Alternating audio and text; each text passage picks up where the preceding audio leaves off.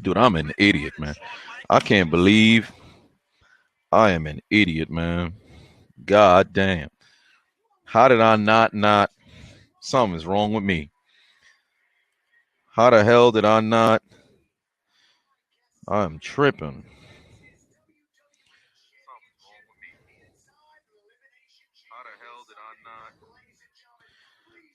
I mean, golly. What's going on, y'all? I am disappointed. Y'all were right on the money. It was the damn theme was the cell lowering music. It was really just the cell lowering music. I typed in WWF cell lowering theme and like 16 different videos popped up. My dumb ass spent an hour screen record on the goddamn WWE network when y'all done found it within seconds. Oh boy, see this why you gotta have people. Golly, I am an idiot. God damn, I'm a no good type 2 diabetes. Oh boy, it gotta be kidding me. I am ashamed with myself.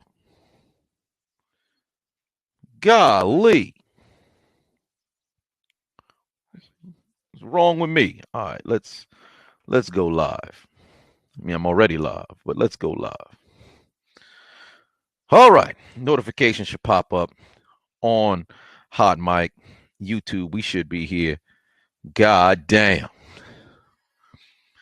Ms. TV, ladies and gentlemen, welcome back to Hold My Nugget Studios. We are live here for another edition of Monday Night Raw.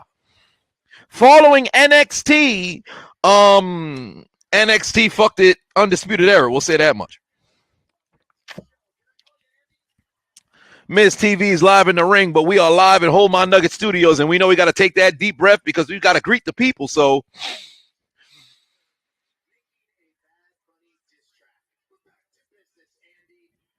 Danica, Exotic, Rashawn, Abdul, Carrie, Jeremiah, Kasha, Emmanuel, Jeffrey, Devin, Big Jared in the building, Hunter Thomas, Aaron, David Tate, Slade, HO2 Horizon, Payton is in the building, Milano, Jay, Jamel P, Eric B, Jamarcus, Dwayne Thomas, Don is back, 33, Kyle Kruderbatch in the house, TN Pyro, Sean in the building, Anthony, how's it going? Jay Moore, B1, Randy Squared, JD Davis, Randy, that's also Randy Squared. I said your name twice because damn it, your name is here twice. Fear is in the house with the 34 in betwixt, replacing the E and the A. It's in the game. Matthew Pope in the building.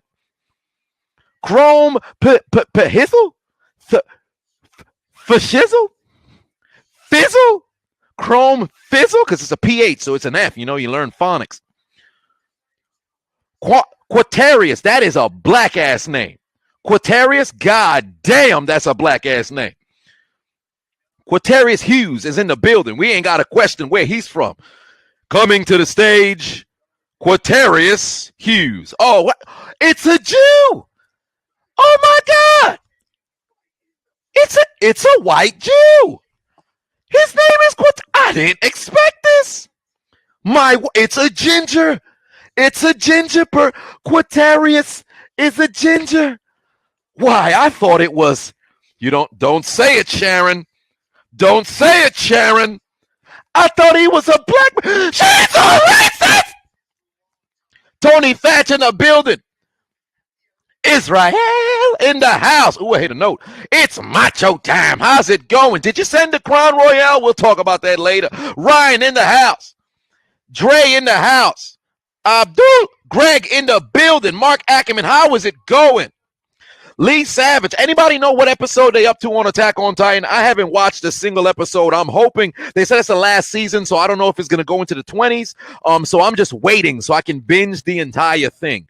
But somebody let me know what episode they on. I think they should be at 10 or 11, if I'm not mistaken. I don't know if you guys know the total amount of episodes that they're going to have. Let me know so I can kind of anticipate the week that the season, or I should say series finale is going to be, and then I won't, watch anymore. Jesus says 69. He's been watching Ariana Grande's music videos. Ryan says you on episode 15 of which season? of season 4. This is the 4th season, if I'm not mistaken. Damn, wait a minute. Episode 20. Wait, what season are you watching, Ryan? Oh, and by the way, rest in peace, Vincent Jackson. Not total episodes of the entire show of this particular season, because I can't remember how much total episodes they got.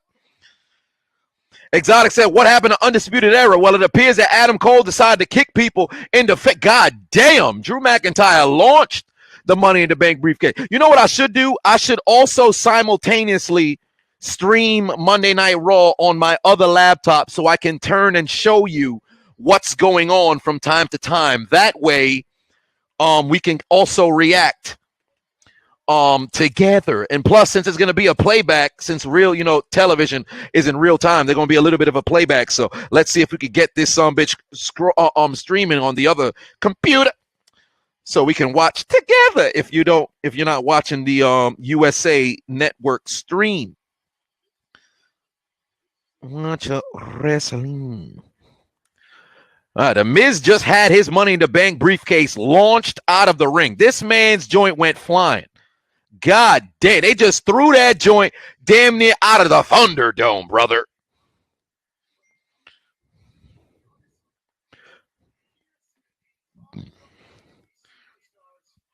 Devin said, "Do it." Does anybody think Raw will be good? Well, it's the go-home show for Elimination Chamber, so it better be good. I'll tell you that right now. AEW Beast in the house. Matthew Pope said episode 19. Well, shit.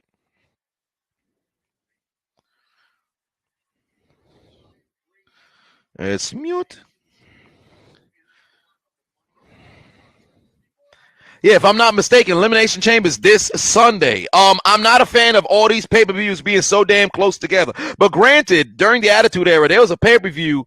They were all stacked so goddamn close together. But it never felt like that because although some things were rushed, the anticipation was still at an all-time high. Like, honestly, I don't understand how majority of the stuff back then worked because everybody was so goddamn over. You ain't really care about nothing, really. Crazy, ain't it? But all right, I got the Thunderdome. Well, it's not the Thunderdome stream. It's slightly behind, but one way or another, we'll be able to react in real time along with you. You're kind of going to get it. I mean, there's always going to be a playback, but of course, they didn't even get his close-up. Right now, they done had a close-up on Miz. He didn't even get his close-up here on the playback, but one way or another, we got Raw streaming as well. But like I said earlier, rest in peace, Vincent Jackson died. I don't know when he was reported dead today. I guess they must have found him today, but nobody knows how long he possibly been, deceased. But at 38 years old, man, Chargers and Tampa Bay, vet, legend in the game. Rivers to Jackson was a hell of a connection, man, and it's unfortunate that he passed. Hopefully we'll find out some more details. They just started an investigation, but golly, that's a tough loss. Football community mourns. Melly is in the building. What's going on? Kamari is in the house. How's it going?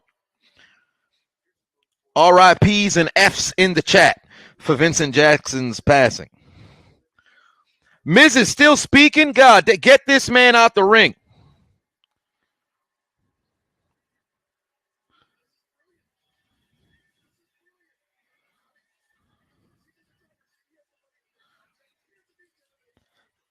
I don't understand why, if you miss the Money in the Bank, you don't really need to say much. Honestly, what I'm waiting for is for them to have a person who has that Money in the Bank briefcase and they silent.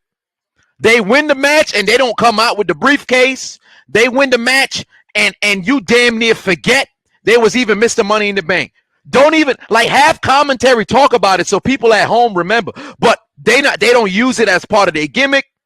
They don't go out to try to scare champions. They just sit there and they got the briefcase, but they just buying and waiting to where you completely forget.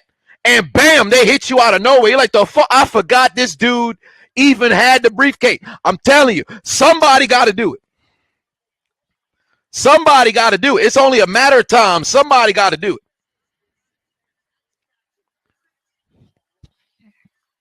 But we about to have the Hurt Business And the Hurt Business is going to be taking on Riddle and the Lucha House Party.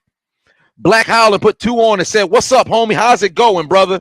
Always showing love." Rob Green put 2 on it. Said, "When's the next MMA KO compilation? They're hilarious." Well, you know what's funny? Compilation, KO compilation. I actually, a couple of people tagged me in a few. I know on Facebook there was a boxing knockout compilation. I just saved the post on Instagram. I just saved the post right before I went live, about like I'd have to say 20 minutes before I went live, from Sports Center, if I'm not mistaken. I'm trying to find a post right now. Yeah, it's from Sports Center of a gang of different knockouts that they had here on Sports Center. So I had just saved this. And I plan on possibly, which way do I put the scroll? Okay. Yeah, so I got a gang of, ooh, that one looks wild. Why you on that man back like that? Oh, that's Kimbo Slice and Ken Shamrock. But, oh, look, it's Adonis Inception up here. But gang of different knockouts here. I think I did a couple of these, but I don't even remember what the title was. I know I did, I could swore I did this one. I know for a fact I did this one right now. If you were to type in, I think Spinning Punch or some shit, Chiseled Adonis, you could find that one. But I got a few of these. I don't think I've done all of them, but I got to go through all of my fighting commentaries and see the ones that I have not done, put that son bitch together, and do a commentary on that. But I posted on Instagram. I've had different fight commentaries. I haven't put any of them on YouTube, just buying my time and waiting, because with YouTube and MMA, they copyright through the roof. Sometimes on Instagram, MMA, they don't play games. Like if it was fresh off of the pay-per-view and I try to upload a commentary immediately, it get taken down. So I try to take my time on it. But for the most part, they coming throughout the entire week. I think I got like 4 different fight commentaries for you guys to get posted. Classic commentary this week. We got Colts. We got Colts Patriots, AFC Championship 2006, and Super Bowl 42, the upset of the century, with the Giants taking down the undefeated Patriots. So we got those 2 people on Patreon. Y'all enjoy that one. I think I'll start posting them public in March for the YouTube channel, but I want everybody on Patreon to be ahead of the 8 ball, and then after that, bam, you got the commentaries, all the other stuff. Chiseled Adonis Awards, I'm still compiling everything right now. I don't have a set day. I don't want to say, we're going to have it on this particular day, because it's so much. It's the footage from the entire season, and I know I'm well over the average of my commentaries for the NFL season this year was about 30 minutes, 25 to 30 minutes. So I know I got over 150 hours over the course of 56 some videos. So whatever the deal may be, I know I got a gang of hours to go through. But Chiseled Adonis Awards, that one's coming as well. I'll probably, when I get done with it, I'll probably schedule it for a week ahead so the people will know, and just make sure everything gets cleared. But yeah, all that stuff is coming in due time. Wayne says, always wondered, how did I become a wrestling fan? The year was 1998, if I'm not mistaken. And all I kept hearing was a bunch of sound. It was gang of freaking what would it call? Catchphrases. That's what it is. Gang of catchphrases of whether it was DX telling people to suck it, whether it was Stone Cold talking about give me a hell yeah. I used to only be able to watch Raw at my aunt's house because she had cable. But when SmackDown came on, because I was a wrestling fan in 90, I was 4 years old. I was a wrestling fan, but I didn't really become a super fan until SmackDown ultimately premiered, because they had a quote unquote pilot episode, I think it was in April, and then they didn't have it until it re-premiered in August. A lot of people only look at the first episode back in August and completely forget about the April or March episode. I can't recall, but whatever the deal was, became a super fan after SmackDown became, on regular TV, and I was a SmackDown guy. When there was a brand split, I was Team SmackDown, because damn it, I was Team SmackDown because it was regular antenna television. Those people who had cable, they was Team Raw, but I was always a Team SmackDown guy. So that's how I ended up becoming a wrestling fan. And of course, the video games. The video games kind of amplified it. That's what took it to a whole other level. I ended up getting I had WrestleMania 2000 first. and then No Mercy took it to a whole other level. And I still got both those games here as we speak. Warzone was a shit game, but I had WWF Attitude on the Game Boy Color. The cartridge for WWF Attitude is still here, but it no longer works. I don't know where the cartridge is. I feel like it's in this direction. It should be on top of the old desktop. But that's one of the things that I had my hands on. So it was definitely the video games that took it to a whole other level. SmackDown versus Raw. I have the very first SmackDown versus Raw here. I have SmackDown versus Raw 2005 as well here. No, I don't think I have it anymore. I had 2007. In my opinion, 2007 was the best one. But that's no longer here anymore. I have 2008 here. Don't really play it because I hated 2008. Both the Day of Reckonings, you saw me go live with one when I was putting Lana through a table. SmackDown, Shut Your Mouth. SmackDown, Here Comes the Pain. I never had an Xbox ever, although I have the Xbox X now. Well, to give it away to Elias. Still haven't heard back from Elias yet, so we waiting on Elias. You got to reach out, brother. I mean, Felicio received his PS5 on Saturday. He actually sent me a video of him unboxing it as well. So I'm just waiting on Elias so I can post the damn unboxing video of the giveaway. I done recorded myself, putting everything, sending it to the post office. Then I got his reaction of opening everything else up. We waiting on you, Elias. The hell. But one way or another, if son don't respond, we're gonna have to respin for that Xbox X. I'm just saying, there's no way I'm just going, oh man, he don't respond, I'm keeping it. I said I'm giving it away. Somebody gonna win it.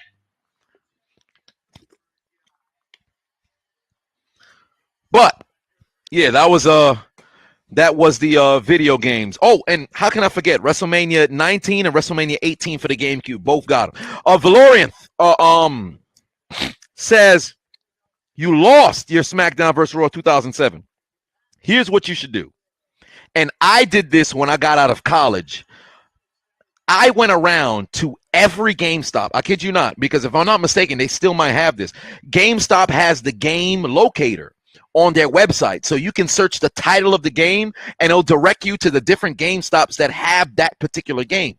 So obviously at one point they're going to stop selling GameCube games, and I knew that. So I said, yo, I got to get these games now before they're strictly only going to be bought online, and I'm going to miss out, unless it's retro stores, of course. But if these aren't one of those games where we got to have it, it's desirable. So I went around to maybe 20 some GameStops. The Unchiseled Adonis used to drive me around. This man was like my damn chauffeur, driving me to all these different GameStops to go and pick up the damn games. Kid you not. That's what I had to do to get my hands on those games. So you lost your SmackDown vs. Raw 2007. Search right now, because obviously it's not going to be on sale. They're not selling PS2 games. But if it's possible, search online, see if you can find it for a decent price. Get your hands on that game. Because shit, I got my PlayStation 2 here. I ain't played 2007 in a long time. I'll mess around and look it up after the stream. I'm put that on a Post-it note. I just bought Post-its just for that. I got a pen near me. No, I don't. I'm going to set an alarm. I'm going to set an alarm right here. You see me go into alarm. I'm going to set an alarm right here.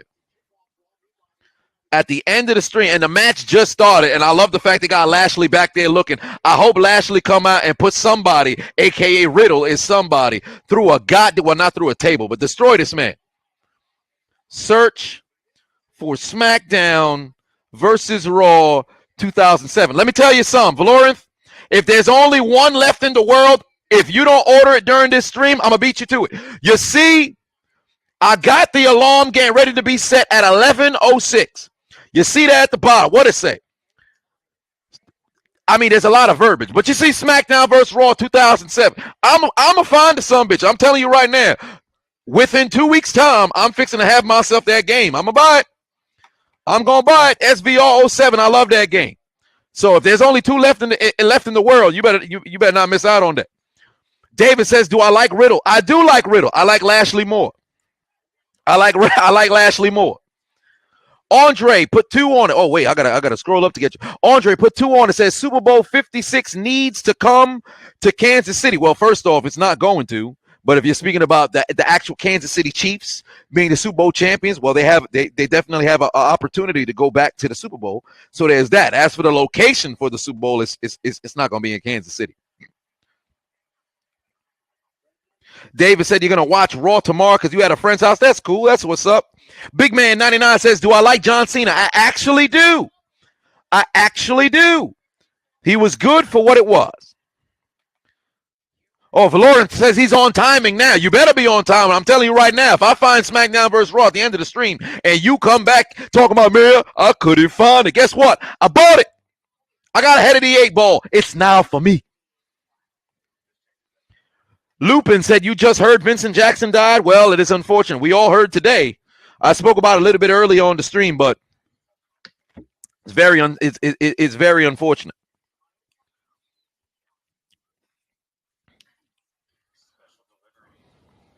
Wait, how the hell is the... So, oh, wow, on the stream, it might be the Thunderdome stream, brother, because we're at commercial, but the match still going on online. Oh, you guys need a stream? Y'all need a stream to Raw? It's on the USA Network.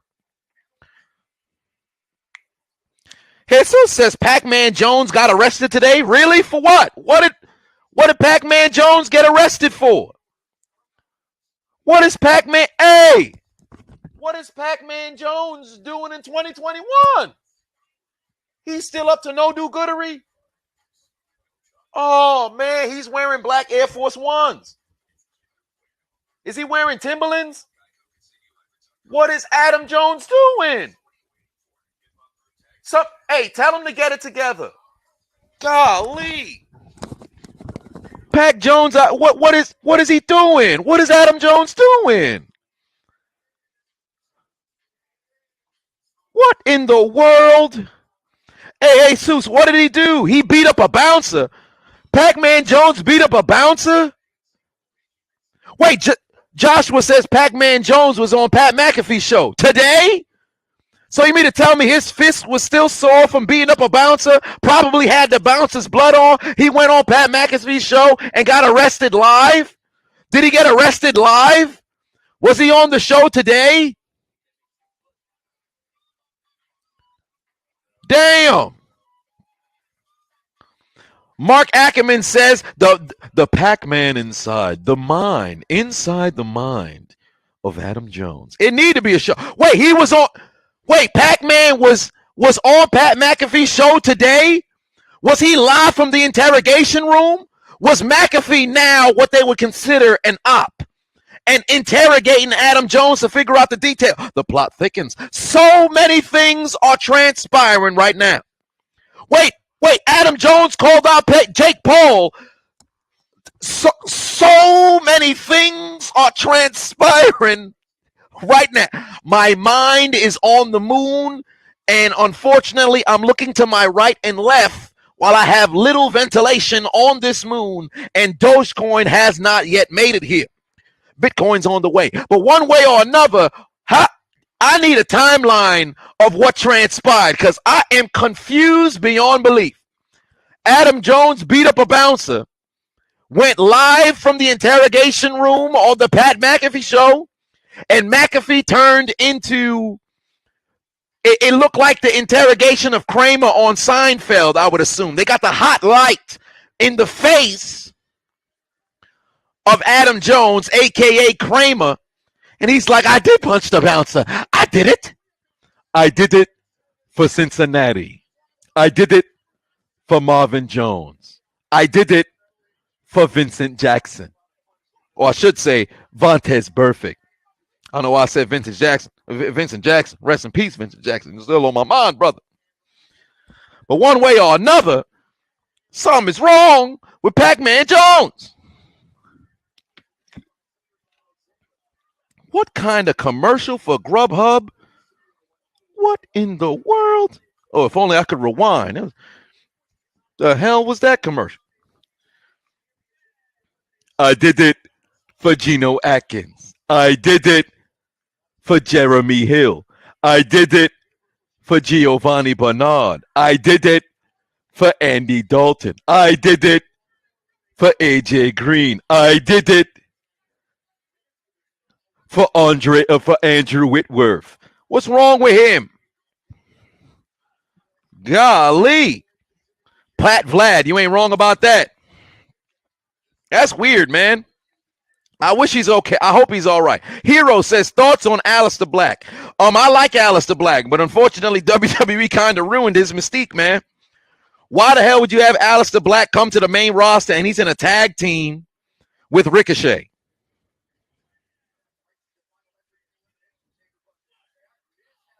Then you put this man in a situation where it's come, knock on my door and pick a fight with me. That's stupid. This man is an agent of the underlord. He is a possible Satanist. Don't have this guy in a situation where he's just, I'm waiting for people to pick a fight with me. He should have been black masking people backstage. They ruined Aleister Black.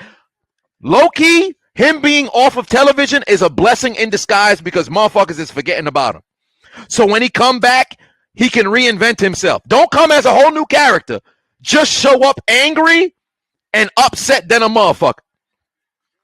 He don't need to be healed. He could be a tweener.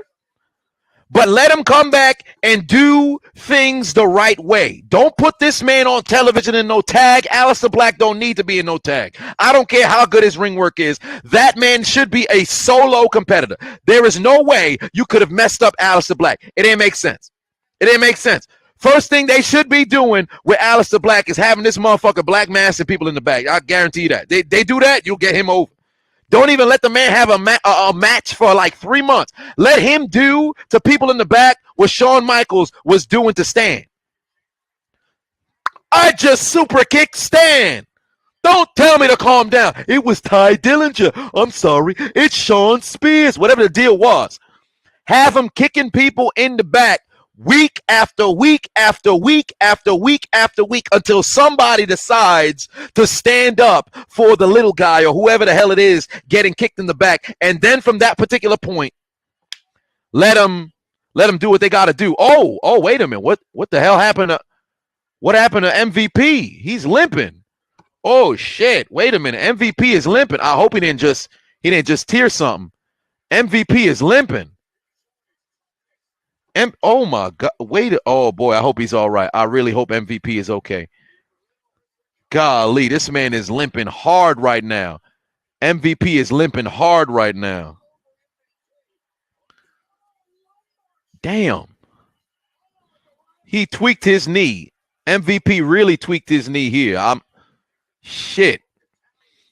No, that's definite. That's definitely. I don't think if MVP is working us, he is definitely out here consummate professional. Because if you look at that leg, he is literally not putting no pressure on that joint, none whatsoever.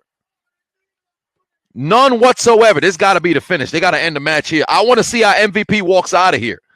Oh, Riddle's gonna get the cover. That's about to be it. Golly, I hope MVP's all right. I hope MVP is okay. God damn, I hope MVP is okay. Because this is it looked like very legitimate just now. That looked very legitimate just now. I hope he didn't tear his ACL or anything of that nature. Because come on, bro. Oh yeah, there we go, Bobby. Oh no, it's oh yeah, there we go, Bobby. Beat the shit out of him. Oh my God, Bobby just throw him. Beat the shit out of all of them. There you go. That's the Bobby Lashley we want to see. But he better watch it. Yeah. Beat the shit out of him.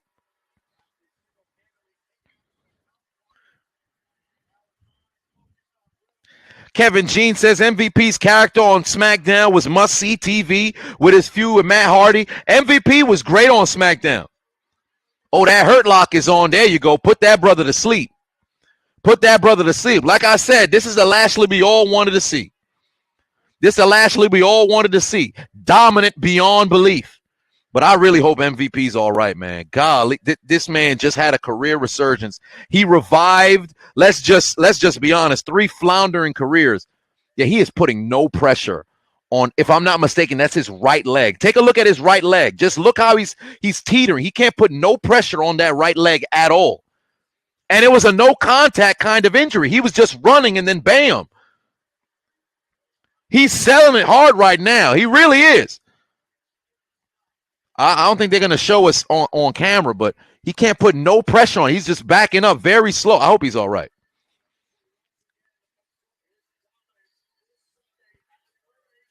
He's got the facial reactions and things of that nature, but golly, I hope he's all right. I hope he all right. Damn, come on, Lashley.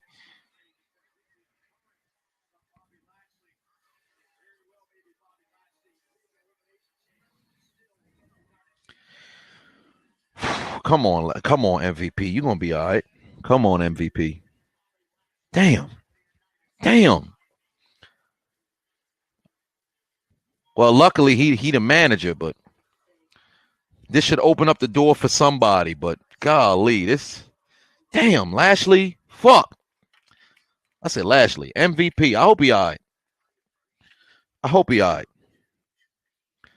Mars says that Lashley needs that title shot. I agree.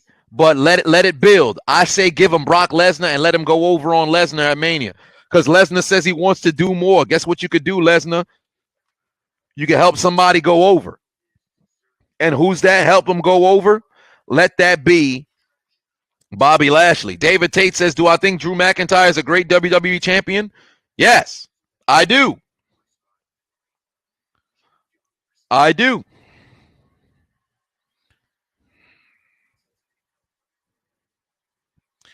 AEW's B says, who do I think is the biggest waste of talent in WWE? Biggest waste of talent? It would define. It depends on how you would define waste of talent. Is it they're not being utilized? If it's they're not being utilized, the top of the list is Cesaro. He's at number one. And then, the line can follow after him from Nakamura to an Apollo Crews to a Naomi to a ton of different people. But if it's, if it's we're speaking about somebody who is on the roster, who is talented, but kind of just no, not Sammy. Sammy was just Intercontinental Champion. He just lost the title, but he's not being, he's not being wasted. Jaden says the first Super Bowl I ever watched, Super Bowl 34, Titans and Rams, the 1 yard short. That was the first one that I watched. I like to always joke about I watched Super Bowl 30, but there was no way. There was no way. I was like a year. I was a year and a half old. No, a year and 7 months. There was no way I could have watched Super Bowl 30. First Super Bowl I ever watched was Super Bowl 34.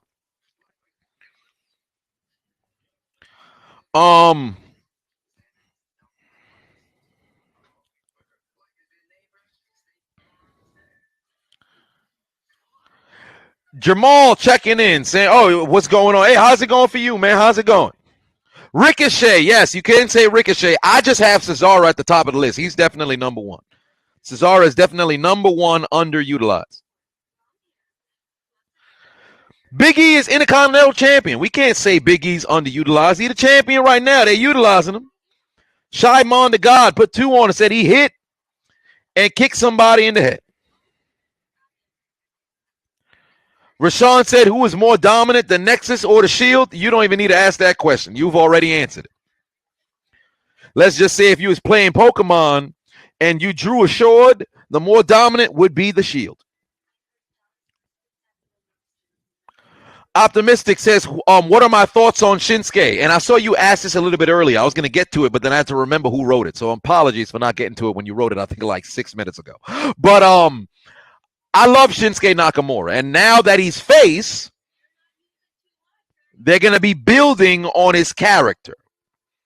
However, Shinsuke needs that crowd. He can operate without the crowd. But now that he's face again, and he's got his theme song back, needs that crowd. Because that crowd is electric when Nakamura is in the ring. And now when they're singing along with the with the entrance theme, it's not going to stop once the entrance is over. They're going to hang on to everything that you're doing. Just like when Robert Roode was still Bobby Roode and Glorious, the people stayed invested. It wasn't just, yo, we sing your theme and then we go in and we're going to sit down. No, that energy stays there. A lot of people overlook how important it is if your entrance is a banger and you got the people invested. They don't just do all this and then stop and not care. They stay with that energy. I've been in arenas where Nakamura made that entrance and people was hanging on to every second of the match. I've been in arenas where Bobby Roode was having his glory and people came out, they hung on to every piece. John Cena, I've been in arenas, Raws, live shows, pay-per-views. He comes out, people hang on to every piece of that. So if Nakamura got that, it's to the fucking moon. So he just need that crowd back. He'll be able to, his in-ring work is still very, very good. Now that he's face and the amount of heels that WWE has, if booked correctly, he'll be all right. But him now becoming face, put him in a bit of a title picture sort of situation. Like right now, he's fighting against Big E and things like that. So he's competing. He's not doing nothing. He's competing. So let that brother continue to do what he does, and we'll see how things play out. It'll happen organically. It'll happen organically for him. TN Pyro says Seth Rollins needs his music back. He got it back. He came out on not Royal Rumble. He came out on SmackDown this past Friday. He had his theme song. Jamal said Fandango had some crazy energy. I remember going on getting off the train in New Jersey, hearing them screaming his theme. They did. When the Fandangoing was taking off, he had a ridiculous amount of, he had pops. That was crazy. People was going through. I don't know how the hell it got over. I really don't know how it got over, but it got over. And then it kind of flustered out because people are, I'm good. And I'm not even going to lie to you. Let's just be honest. Fandango's leg drop when he first showed up was magnificent. They kind of, everything else was all right, but the finish was great. I love this man's leg drop. And it came to a point where it's like, yo, what are y'all doing with this dude? It's lost its steam, and then it was over. Joshua Cook put 5 on it. Oh, Damian Priest, he is still with Bad Bunny. This is, I mean, I guess Bad Bunny just really having segments here in the WWE. I guess it works. He's not overpowering segments. He's just really here. So I can't, oh, damn. R-Truth just, Tozawa just pinned R-Truth for the title. Oh, Damian Priest about to get that title. Or maybe Bad Bunny's about to win that title. Damn. Okay, well, it looks like Damian Priest might want the 24/7 championship. Oh, I guess not. I guess Bad Bunny about to win the title. Bad Bunny is about to be the 24/7 champion. Bad Bunny is a champion. Oh, wow, he was chatting it up with Mandy Rose. Look at it. This before him, he was chatting it up with Mandy Rose. He looked like he about to give Mandy Rose the Bad Bunny. God damn. He's about to tell Mandy Rose, can you dig that, sucker? As he digs into Evolve region. But we ain't talking about that right now. Joshua Cook put 5 on it. Said Denise Salcido says that both Shotzi Blackheart and Raquel Gonzalez have a bright future in NXT. Do I agree? Yes, I do. If you were tuned into my live stream yesterday, we did a poll on who has the highest upside of the 4 ladies who was in the ring for the women's, Dusty Classic final. And between Ember Moon, Shotzi Blackheart, Dakota Kai, and Raquel Gonzalez, Raquel had the highest upside. And the second highest votes actually went to, if I'm not mistaken, I think it was Shotzi. Might have been Shotzi and then Dakota Kai, one or the other. But whatever the deal may be, I believe in those ladies. I believe more Raquel than I do Shotzi, but Raquel I really like. Shotzi, we'll see how things play out.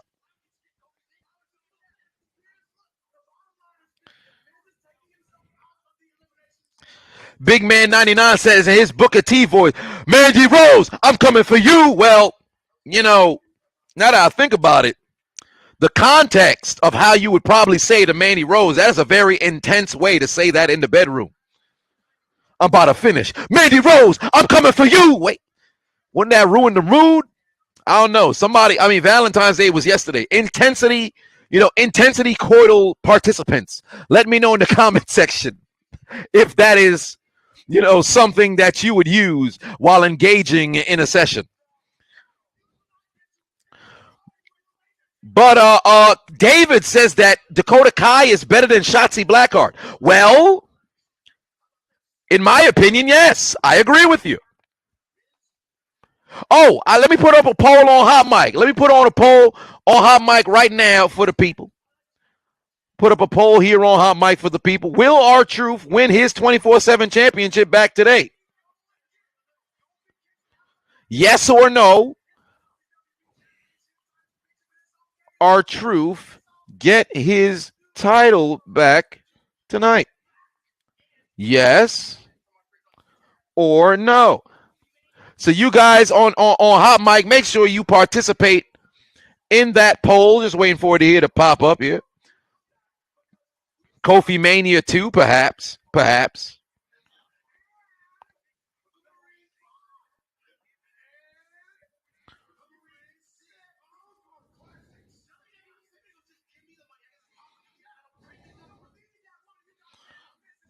Has it not posted in the chat?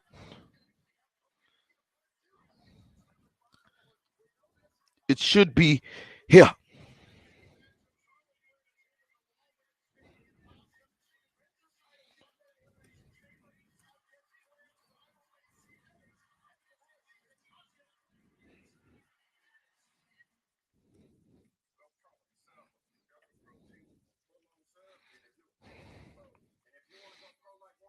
Jeffrey says you can't wait to see Giga Negro. Can't we all? Oh, I guess there must be a bug in the system because it is not popping up. That's bizarre. Maybe next time. It don't work. Why doesn't it work? But I guess we'll just have to do it orally, as Ariana Grande would say in her music video. But what is the over under? Yes or no? You'd have to type yes or no. Ken Roy says you found a bed bug chewing on what? Okay, we are not going to acknowledge you there, brother.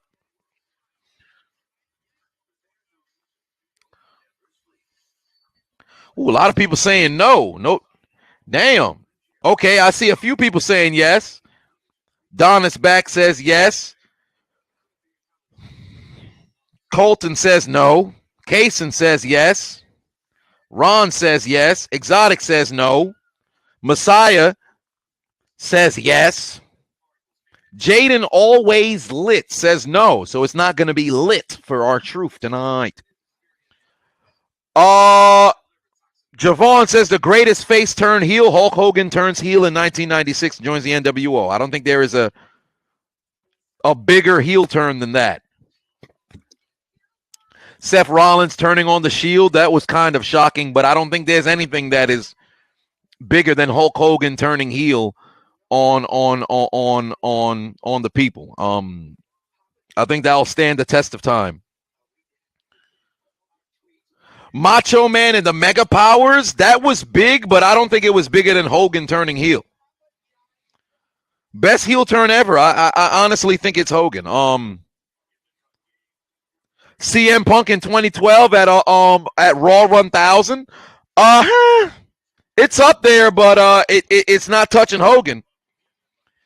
Finn Balor's heel turn wasn't big, but the execution was amazing. Indeed, it was. Matt Hardy turning on Jeff was that was kind of shocking, but that was kind of shocking. That wasn't too bad. B Wolf said wrestling fucking sucks. It's not what it used to be, but it's all right. As the farmer would say, it's not much, but it's honest work. Andre turns on Hogan. That wasn't too bad. Andre turns on Hogan wasn't too bad. I still take Hogan over all that. Evolution? No, not really. It was just a heel. They were heels. They did bad shit. Stone Cold at WrestleMania, no. Because Stone Cold remained as a tweener. Nobody wanted to boo Stone Cold. Nobody wanted to boo Stone Cold. The heat that Hogan had was nuclear. It was ridiculous. Triple H on Shawn Michaels? No, we all knew Triple H was a bad man. That was solid, though. I will say this much. Triple H, when he hit that pedigree on Michaels, was, oh, let's get ready to fuck out of here. Bam! All of God damn. And he hit it with a whole lot of impact. It was back when he did the pedigree and he let go. Like, he didn't hold on. So if I remember correctly, he jumped mad high. I remember when they started putting that pedigree into the games. Because before, the animation was just the hold pedigree and then you go down. Like, he goes down to his knees with you. This time around, it was the whole release and he pushed you down. God damn. It looked like he was murdering people. Shawn Michaels on Jannetty was very good. That was very good. Well done. Vince Screw and Brett. Honestly, Vince was low-key a heel from the beginning of that year when Brett got screwed. So we can't really face turning heel. Like, you got to be a good guy. But keep in mind, if it's a face turning heel, you got to be like a damn near white hot face to really make it, settle in. Eddie on Ray. Yes, Eddie on Ray. That's a very good one. I got some good ones in here. I mean, it's not really, I still wouldn't put any of them over Hogan, but man, Casey said Rikishi turns heel. If you don't get out of here with Rikishi's, I did it for The Rock. I did it for the people. Yo, I can't even remember Rikishi's theme song in 2000. I can't remember. All I know is it sounded like a late night club somewhere in Vice City on a motherfucking GTA video game. I can't remember what his theme was when he was a heel, but all I know is it made you want to walk slow, wear shades, and an oversized jacket. It was Bad Man or some shit like that. Yeah, Razul, it was some Bad Man or something like that. I can't remember the lyrics. I could remember it was some I can't remember what it was. I feel like I butchered that melody. I know it was some sort of when he was coming out or something like that. I can't remember, but whatever the deal was, Rikishi was still that dude, though. Nobody, I don't think anybody sold the clothesline better than Rikishi. It's Rikishi and Billy Gunn, and the line starts from there. Rikishi and Billy Gunn, and then let's see who sell a clothesline a little bit better. But those two, upper echelon. Here comes the Queen, Charlotte Flair. This lady just exudes confidence. I don't care what anybody tells me about, oh, she's just Ric Flair's daughter. That's why they push her down our throats, which they do in a sense, but she's earned that right now. Let's just be honest. Charlotte is very good at what she does, man. When she first came up to the main roster, and I've always said this, when she first came up to the main roster, I don't care what nobody say. Shorty was green than a motherfucker. Her first run as champion, she was green than a motherfucker. She didn't really exude that emotion from the crowd that you would really need. Even when she was really champion at NXT, it was great programs, but I never was like, of the four horsewomen, she at the peak. It was always Team Sasha Banks. But when she was heel and she was the whole I'm really the queen, and she had the feud with Sasha Banks and she became the dominant Raw Women's Champion, oh, it was beautiful. Kevin said big booty Charlotte. Hey, somebody release Kevin from his genjutsu. He talking about big booty Charlotte. Where? Come on, man. Charlotte flatter than a quesadilla before it's even cooked. Charlotte got no cakes. Charlotte got no cakes. It's like Charlotte like a birthday of somebody on a keto diet. They ain't no cakes. Come on, man. I should look deeper into that joke. I feel like I could expand on that. I've never really been a man of one-liners, but I could possibly expand on that. Might have to think about this for a second.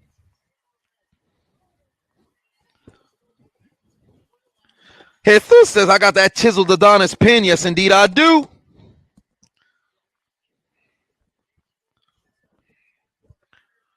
Here comes Oscar.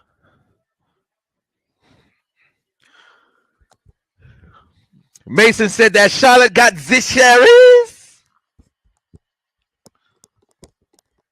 But there's Oscar in the ring with Charlotte, and Oscar is floundering. I don't care what nobody say. Oscar needs to lose that championship. Oscar needs to lose that championship. She has lost all of her steam. Oscar needs to lose that championship. That is why I'm low-key begging for Bianca Belair to challenge Oscar. I know the money that you'll make with Sasha Banks, but my God, please let Bianca Belair challenge Oscar, man. I want to see the Sasha match, but let it be Survivor Series and then let them have another match at WrestleMania next year. I don't want Sasha to lose the title. I don't want Bianca Belair to lose. Let Bianca go to Raw and win, man. God, I'm so torn.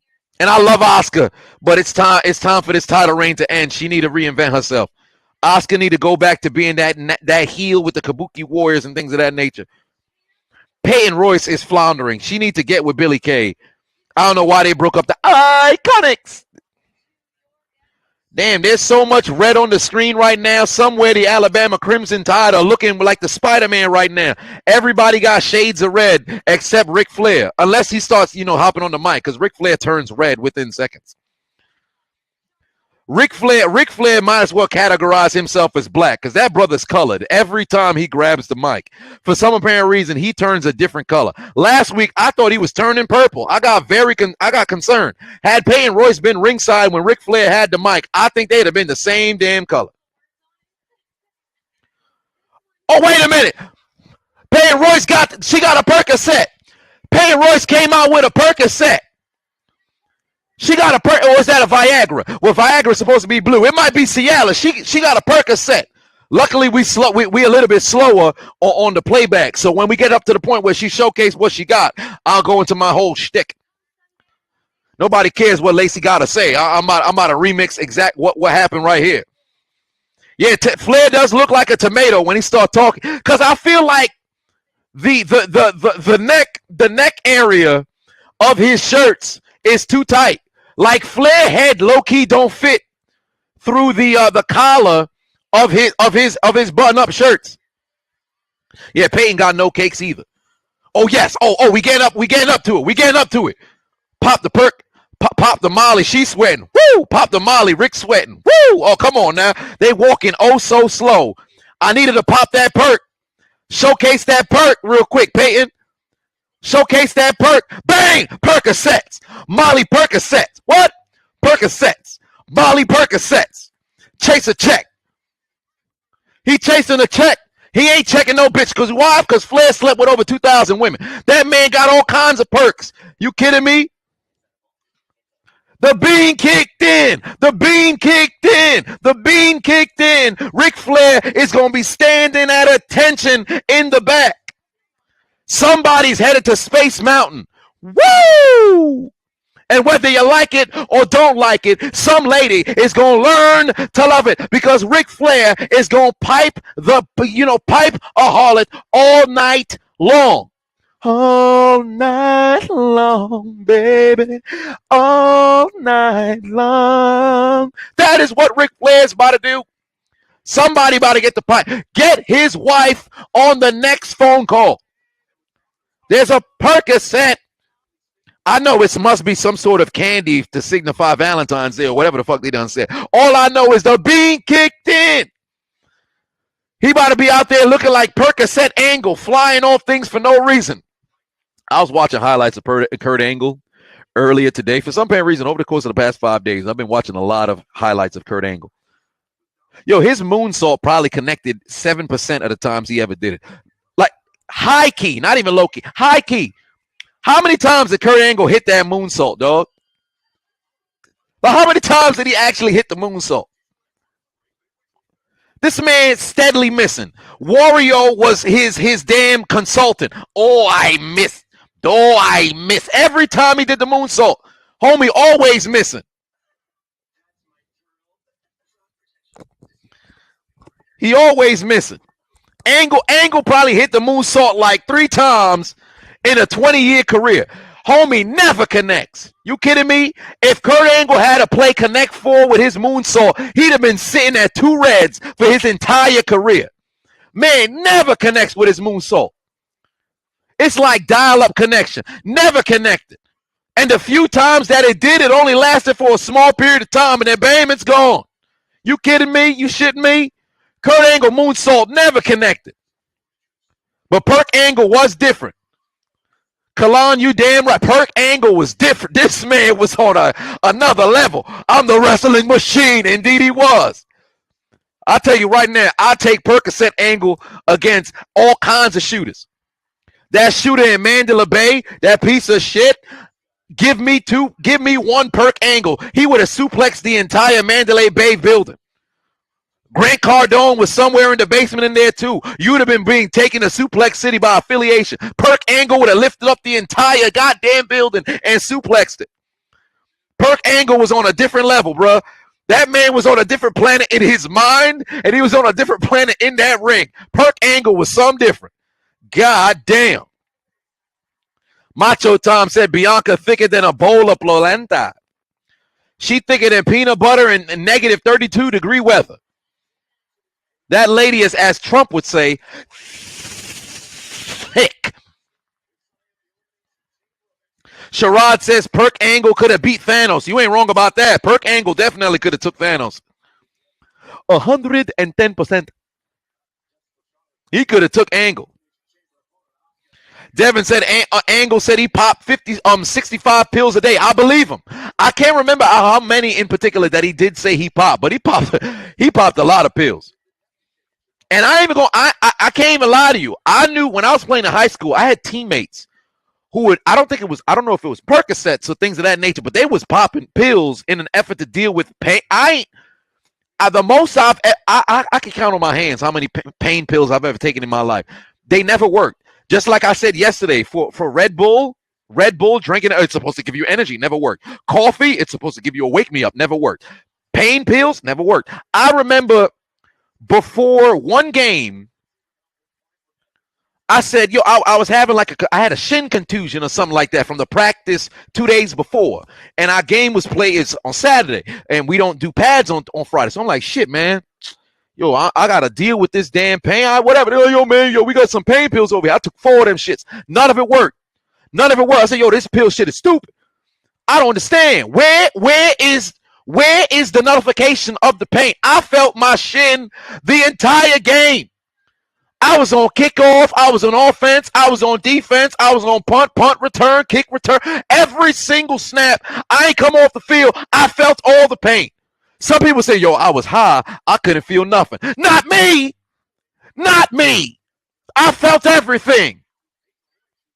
Good tackle, Gonzo. That's what they call me in high school. Good tackle, Gonzo, because my nose, it was like Gonzo the Muppet. If you never noticed before, take a look at my nose. It's like they glued another nose on my nose. I got a big-ass nose. It's a Jewish nose, if you like when I say, if you know what I mean. Is that anti-Semitic? I'm not too sure. Whatever the deal may be. I'm on the field. Hey, that's a good tackle. My leg. My leg. My leg. Take a Percocet. It don't work. My leg.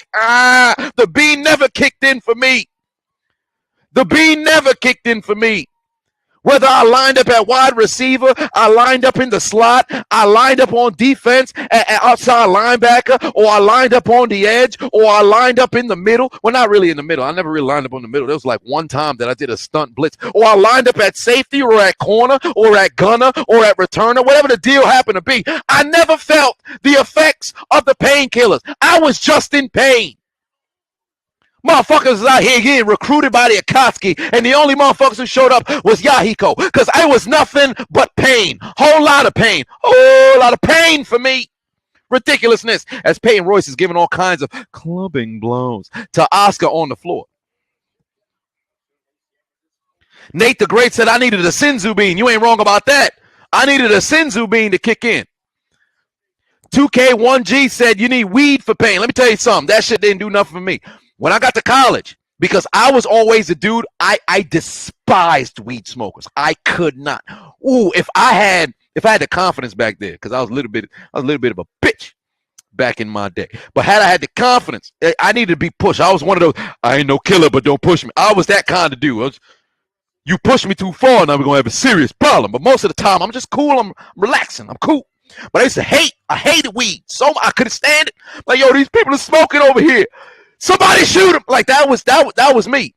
So when I got to college, I'm like, yo, I wonder what all the fuss is about.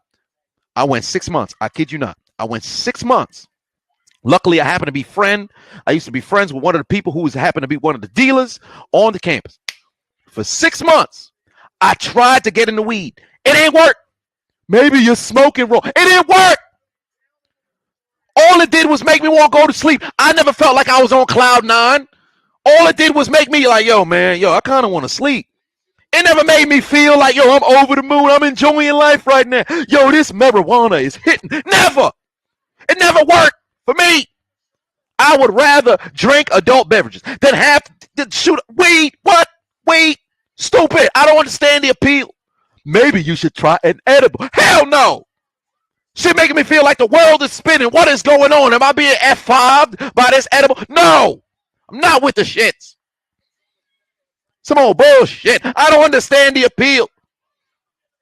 I tried to become an addict, and all it did was leave me with disappointed. Left me disappointed. I said, people enjoy this shit. I've had enough. I had all kinds of grains, all kinds of strains of the contraband, and none of it worked. None of it. You got to try some of that Alabama. Had it. You got to try some of that Alaskan Thunderfall. Had it. You got to try some of that G13. Had it. All of them. You got to try some of that. Had it. That California. Had it. Every single kind in the years of 2013. None of it worked. Can't deal with it. I said, that's enough for me. I'm a drinker. Fuck my kidneys. I'm drinking all day. And that was enough for me. So I'm so confused. Lacey Evans and Ric Flair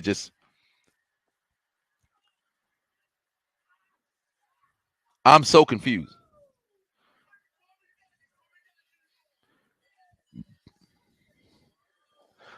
It looked like Ric Flair's about to. I'm so confused.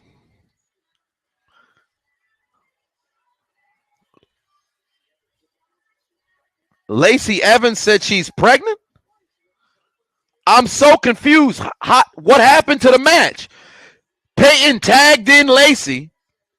Lacey got counted out, but her music plays because she's allegedly pregnant by the semen seed of Ric Flair. I guess he did pop a perk. He popped the perk. Woo! He's sweating. Are you kidding me? Wait a minute. Did she say what I think she said? I'm pregnant. She said she's pregnant. Y'all heard that?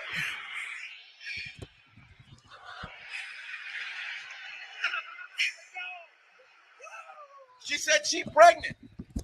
I am perplexed. I am flummoxed. I am flabbergasted. I am absolutely astonished. Shorty said she pregnant. Looked like Ric Flair was inside of Lacey Evans. He was styling. He was profiling and making sure he laid down one of his 16 championship reigns inside of the loins of Lacey Evans. I'll be damned. Ric Flair about to become a new father at 72 years old. Lacey Evans got on Space Mountain, and it appears that it wasn't just dribbling.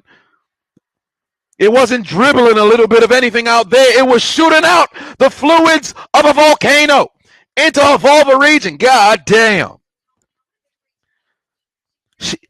If Mae Young in her 70s or when she was 80 gave birth to a hand, Ric Flair must have shot out a foot. Let me repeat that. If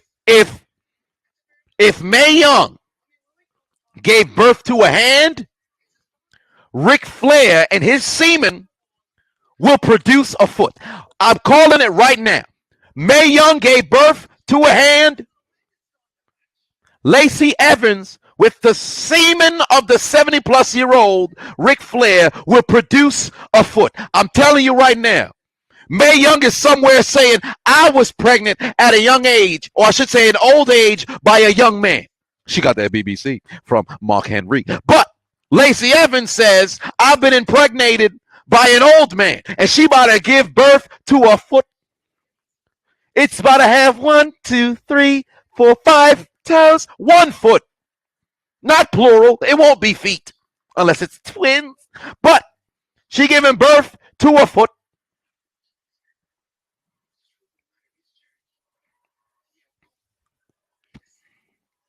God damn. Jay said she has a title match at Elimination Chamber. Shit, you right. How you gonna wrestle when pregnant? I guess not. Ordell the best puts 5 on it. Well, $4.99 says, yo, I'm a Giants fan. Did you hear about Vincent Jackson? And Carson Wentz is a bear. I did hear about Vincent Jackson. We gave our rest in pieces earlier. But Carson Wentz is a bear. I beg your pardon. Carson Wentz was traded. Carson Wentz makes Bears a Super Bowl contender. Broncos not on trade for Carson Wentz. Carson Wentz is a bear. He just got traded. Let me go to Shefty's page. Is it confirmed? Adam Scheffler, no, it's just I don't, but I see a lot of reports of people talking about possibly, the Bears being a location. Yeah, I might just be in a genjutsu. I don't think it's official. I don't see anything right now unless it's happening. Adam Scheffler didn't post about it. Maybe Ian Rappaport or the Chicago Bears. No, that's Barry McCockiner. Yeah, that's Barry McCockiner. You can't catch me in that genjutsu. I don't fall for that. I can read. Well, what do you know? Not yet. But it is a landing spot. I guess I'll say this much. Yeah, you can't catch me in that genjutsu. I can read. I see the names. You can't fool me.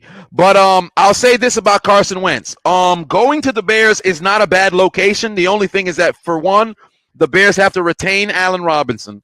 2, they have to, I would say, retain Jimmy Graham because, he likes to throw high. So since Wentz likes to throw high, you would need a bigger receiver. And Jimmy Graham, although he's not what he was in New Orleans, which was never anything, it was more Drew Brees than it was Jimmy Graham. But even when he was in Green Bay and Seattle, it was the same shit. But having a quarterback who throws high, you need a bigger guy. So shore up that O-line. I have no issues with him in Chicago, but we'll have to see how that all plays out if he ends up over there. But you're not going to catch me in that genjutsu. 2K8 says, in your honest opinion, Chris Benoit is a better technical wrestler than Kurt Angle. In my honest opinion, Chris Benoit is a better technical wrestler than Bret Hart. You want a hot take? That's a hot take. Because in my opinion, Chris Benoit is the greatest technical wrestler to have ever wrestled. Period. There's an argument that can be made. I'm not saying it's a unanimous, far gone conclusion. You can argue your Bret Harts. You can argue your, Kurt Angles. You can argue all of these different, submission specialist technical wrestlers. But in my opinion, Chris Benoit is at the top. He is the cream of the crop. And y'all let me know if I'm wilding on things of that nature. Even I feel like he's better than Bryan. That's how I feel. Craig Jockman put 5 on and said, what a dummy. That means she can't compete against Asuka this Sunday. Indeed. You're 110% right. Dean Malenko was hellacious in the ring when you talk about technical wrestling. Still, I got Benoit ahead of him. And I love Bret in the ring. But Benoit got Benoit number 1 for me. Benoit number 1 for me. Kyle said you'd argue Eddie is up there. You don't got to argue. Eddie is up there when we talk about technical wrestling. Chris Jericho is up there when we talk about technical wrestlers. Eddie is up there. The Iceman is up there. Chris Jericho is up there. Benoit, Bret Hart is up there. There is Ken Shamrock was very good, technical as well. Not on the same level as those other guys, but they were up there as well. William Regal, thank you so much, newest thing. William Regal, he is up there as well. We can't talk about technical wrestling and not have William Regal. These guys were great in the ring. These guys are up there. Come on, man. Ricky the Dragon, technical, well, boy, I feel uncomfortable having to take a pause for Ricky the Dragon Steamboat. I feel uncomfortable taking a pause for Ricky the Dragon Steamboat. Dragon was a hell of a performer. Dragon is on the level of the Shawn Michaels and the AJ Styles when we talk about greatest performers. Flair, no. Flair is up there with performers. But when we talk about technical wrestling, Gargano, that's a good name as well. Mr. Perfect.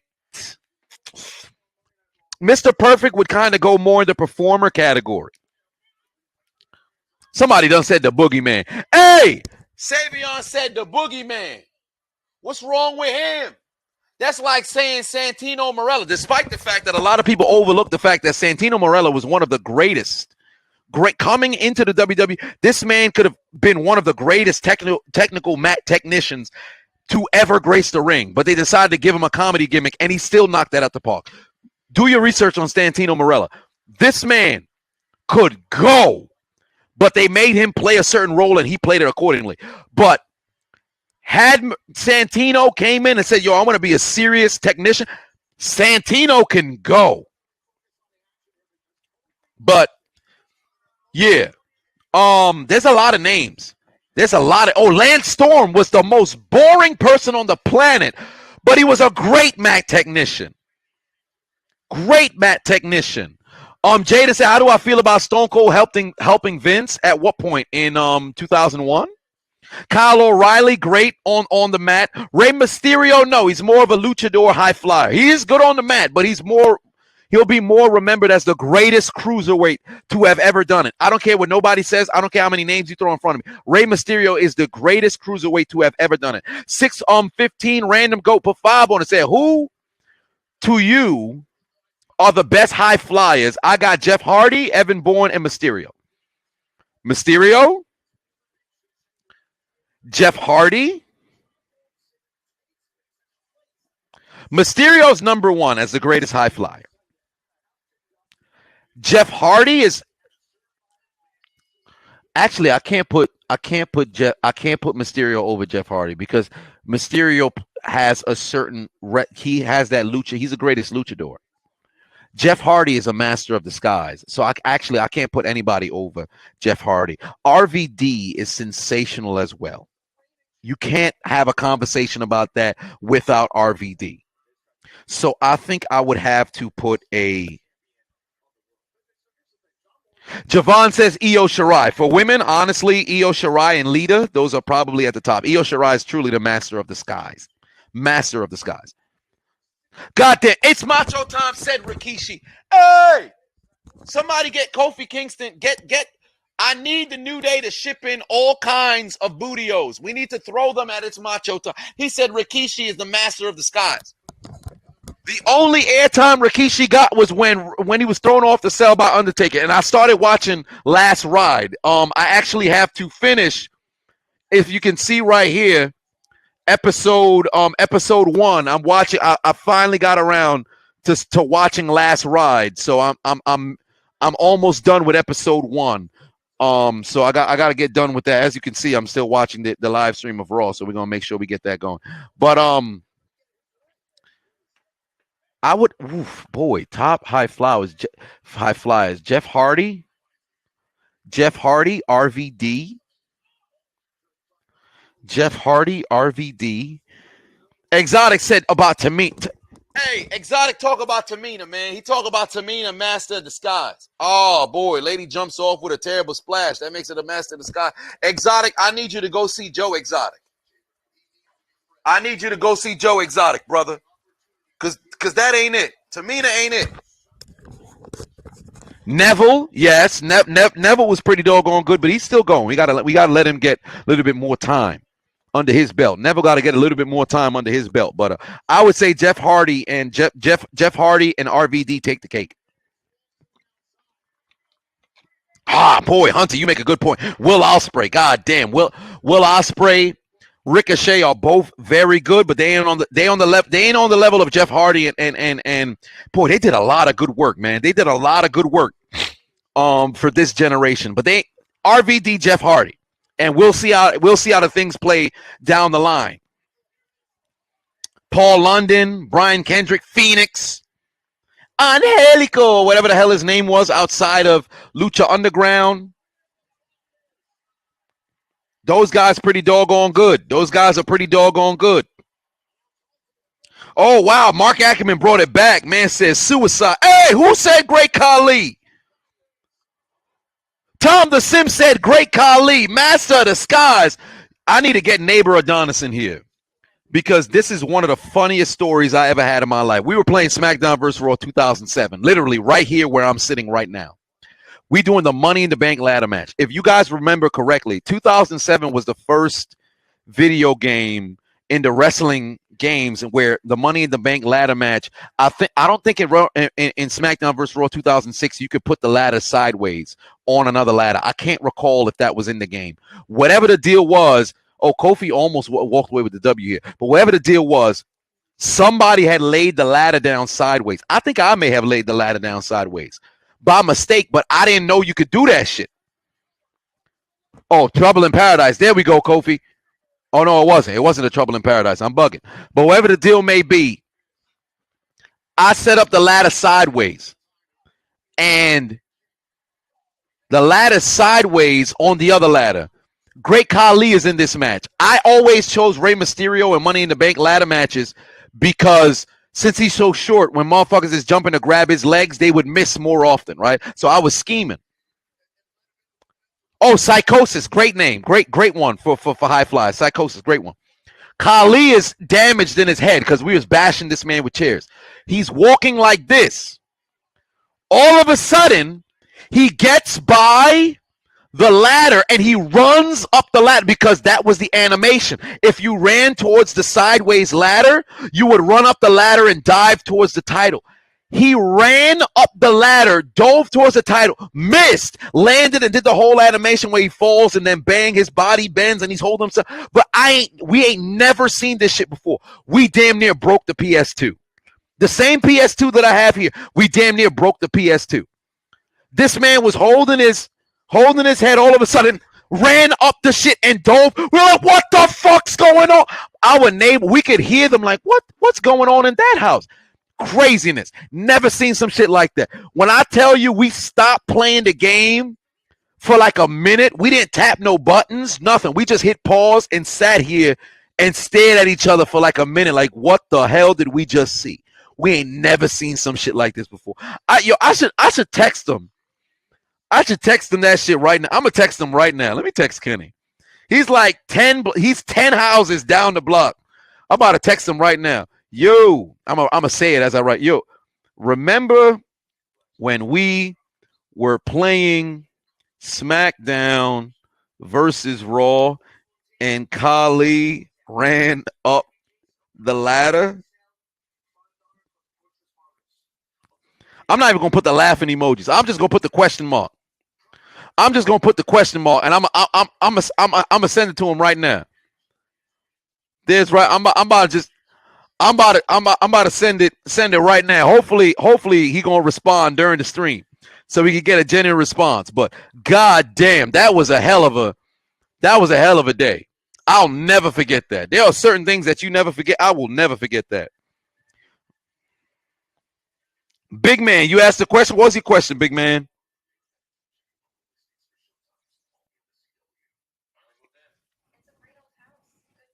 Greatest face wrestlers.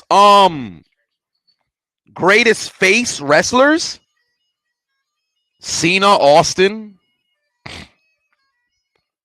Really the pillars of the organization. Cena, Austin. Rock. Hogan. Savage. Sting.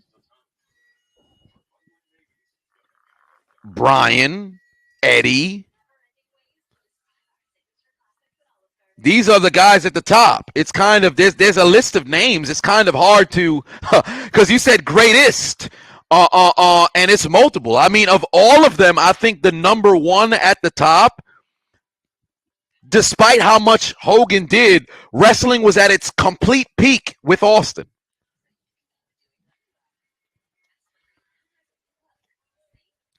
He was the biggest draw, so I would have to say Austin. Oh, Mick Foley, I can't believe I left him out.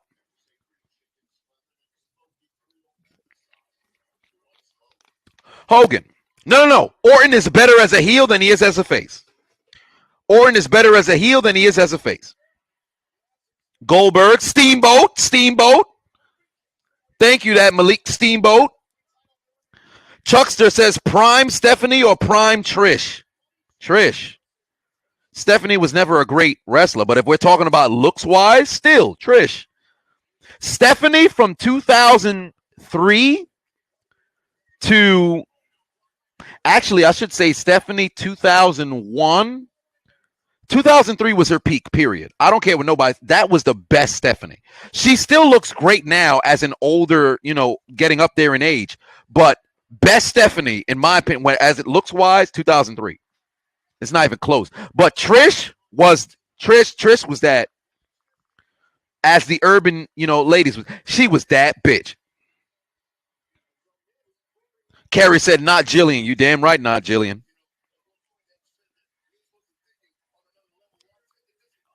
Mara says Trish looked like a walking stroke now. Oh, don't be mean. Be polite. Trish don't look bad now. Trish don't look bad now. Devin said blonde Steph was the best Steph. If I'm not mistaken, that was 2003 when she had the highlights when she was on GM of SmackDown. That was the best. That was the best Stephanie. Wilson said the best fantasy booker. Best fantasy booker. I'm not sure what you're asking there. AEW Beast says, who do I think will be Asuka's new challenger for the champion? You got Rhea Ripley. I sure hope not. I hope it's Bianca Belair challenging her. I hope Rhea Ripley challenges Sasha Banks. Because if Rhea fights against Asuka, whoever it is that fights against Asuka at WrestleMania, I hope they beat Asuka. I love Asuka, but it's time to put a different champion on it. Because if you're not gonna feed Asuka, if you're gonna have her here as a member of a tag team alongside Charlotte, Asuka was the afterthought. She was the afterthought, and you're the fucking women's champion. So time to take the belt off of Asuka. Somebody else need to get it. Jaden says Shane McMahon is the best stunt person ever. Yes. Israel says Sunny or Holly. Molly Holly, give me Sunny any day of the week. Sunny was better. In ring, Molly Holly, because Sunny wasn't a wrestler. Wow, this man Miz is really trying to keep Kofi from the chamber. Kofi need to win this doggone match, man, and I'm happy that Kofi's back. Dude, Jaden, you don't got to spam. I'll see your comment one way or another. Big Man says Tori Wilson or Kelly Kelly. Oh, boy, they were both, in my opinion, in the ring, god-awful. But for what it was worth, Tori's character meant more. Tori's character meant more at the time in which she was doing, because for what she was doing with the bra and panties and all the other stuff, she dominated that. And she was a draw. So there, she got it. Kelly Kelly is still fine till this day, but let's just be honest. Kelly Kelly wasn't no damn draw. Tori Wilson was a draw. People wanted to pay money just to see Tori Wilson. Ain't nobody paying money to see Kelly Kelly. I'm sorry. Kelly Kelly's still fine, but let's just be honest. Tori Wilson was a goddamn draw. Maverick says top 5 wrestling video games. That's funny. I put out a tweet about that last week. So let me just find my tweet. Here we go right here. Best wrestling game ever. This is my top 5. That's my top 5. Here Comes the Pain, No Mercy, SmackDown vs. Raw 2007, Day of Reckoning 2, WCW, NWO, Revenge. That's my top 5. And Day of Reckoning 1 and 2 is interchangeable. But That's my top 5. You ain't got to ask me. I already got it. That's my top 5. JoJo says best technician. We spoke about that a little bit earlier. We spoke about that. Oh, Kofi's picking up momentum. Got to get that. Oh, come on. Oh, shit. Miz is rolling him up. Come on, Kofi. Here we go. Trouble in Paradise, Kofi. Oh, SOS. SOS. Come on. Come on, Kofi. Hey, God damn it. Come on, Kofi. DJ, put $2.99 on and said Bow Wow training with Rikishi for the WWE. That's the right people to train with. That's the right people to train with. So if Bow Wow's training with Rikishi legitimately, that's the right people to train with. You train with the Samoans, you're going to be all right because those are great workers. Get him with Haku. Get him with the rest of the wild Samoans. Take him over to the Polynesian Samoa island of Samoa and let him train with those motherfuckers. He going to get right. God damn. Oh, the Miz. Oh, this is great. This is actually a great counter. Yo, this is a good-ass match, bruh. This is a good-ass match. But the Miz with a great counter. Wait a minute. Yo, the Miz in-ring work for this match has been great. Yo, oh, the Miz going for the figure 4. Oh, my God. Kofi might just tap out. Damn it, Kofi, don't tap out. Damn it, Kofi, don't tap out. They about to really legitimize Miz. Damn it, Kofi, don't tap out, you son of a bitch. Get to the damn rope with your goddamn noodle-ass haircut. Come on, Kofi. There you go, Kofi. Get to the goddamn rope. But he better sell the shit out of this damn figure 4. But take a look at this counter from Miz. This was a great counter. This was a great counter. It's about to come up now, but peep this. Oh, damn. They about to get out of this cover right here. It's coming up real soon. I'm going to have it over here. There we go. Trouble in Paradise. Fuck out of here. Get on the floor, Miz. Oh, here we go. Here's the counter. Here's the counter I'm talking about. I'm way behind here. Great counter from Miz, but Kofi's headed to the chamber. Great counter by Miz there. That's magnificent counter by Miz there. Straight into the figure 4. That's great psychology. That's great moving. I like that. Miz stepping this game up. But Kofi won the match one way or another. Hell of a job by Kofi. Hell of a job by Kofi. He's now in that Elimination Chamber match.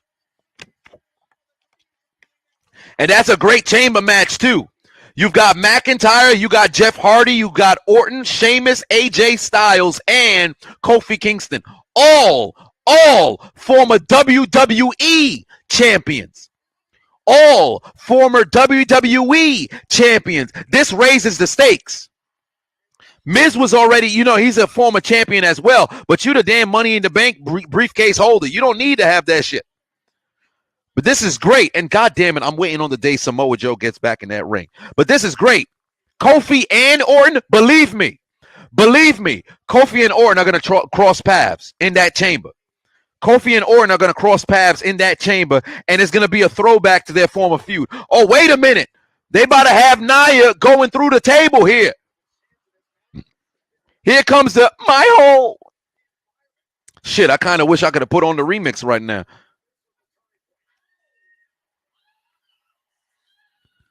Oh, boy, there it is. My hole. My hole. My hole. We got to get that remix. Hold on, wait a minute. We got to get that remix. My hole.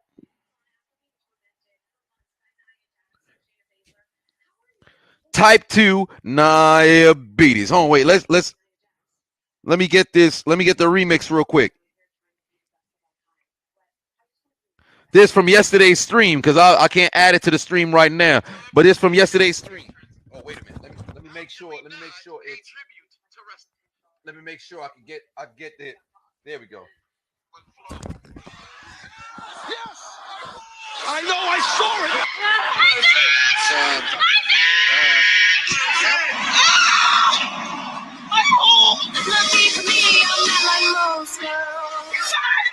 Party on a Monday night. Turn this up for my enemies. Hear this sound, you can't miss it. Play this loud for that shawty right there with the big old butt. Drop it down and then get on up. I am a handsome fella. Shout out Nikki Bella. You can look, but you cannot touch. Cause I know some of y'all just can't take it. She gon' drop it down on that apron. She gon' find the time to just shake it. And you hear the sound that she making. Oh, boy. God damn. Any day of the week, that's going to be a part of the doggone stream. I'm going to keep it here open on my phone, too, so we can continually call back to it. Lana versus Shayna Baszler. Well, if Nia going to be ringside, we got to make sure that she go through a table. We got to make sure she go through a table, goddammit. Oh, but how can we forget? Since if Naomi gonna be here on screen, let's make sure we pay tribute because it's big booty. Well, shit, it don't rhyme. Big booty Naomi, big booty Naomi. Oh, I'm gonna have to say it a little bit faster. Big booty Naomi, big booty Naomi, big booty Naomi, big booty Naomi, big booty Naomi, big booty Naomi, big booty Naomi, big booty Naomi. What? Woo! Somebody get Beyonce on the phone. That lady is bootylicious. What?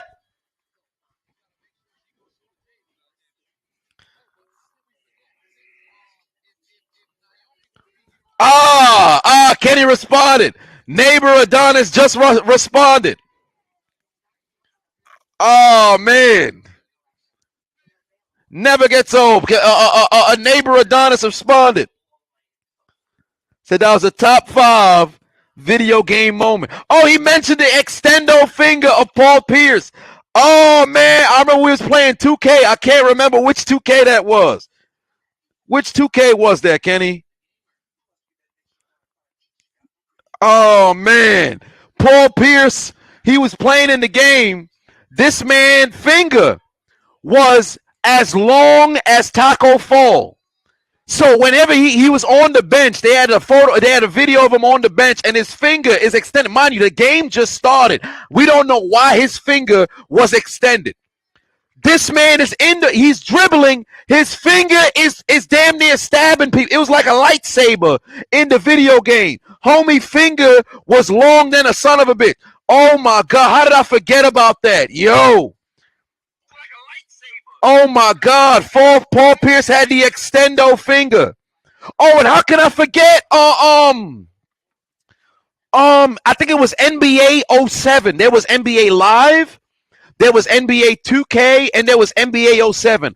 I remember me and the Unchiseled Adonis. We had 2K. We had NBA 2K6.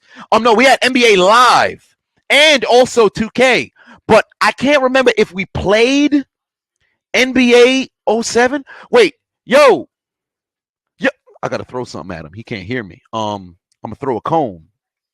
I ain't gonna throw nothing. I can't remember what it was, but all I know is Andrew Bynum was standing in the middle of the ring like this man was Jesus, or that statue that's in Brazil that's overlooking. I don't know what that statue is, but he was just standing there in the middle of the arena, just standing there with his hands like he looked like Terrell Owens after scoring a touchdown, looking up to the skies before Jeff Teague came and laid him out. This man was just standing in the middle.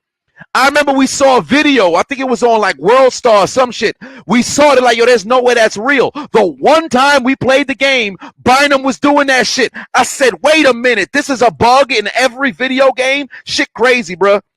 Video game moments, bro. Oh, my God. He brought up the Paul Pierce extendo finger. Oh, my God. Wait a minute. There's another one. NBA Courtside 2002. Oh, this one was hilarious. We were playing arcade. Me and the Unchiseled Adonis. This is back in like 2003. We was playing arcade mode in NBA Courtside. Vince Carter went for a dunk. If you guys remember the animations of this game in arcade mode, you would jump mad high for no damn reason. We tried to throw an alley-oop. Vince Carter went for the windmill. It was like a turnaround sort of 360 windmill. The basketball hit his armpit and it made a fart noise. Yo,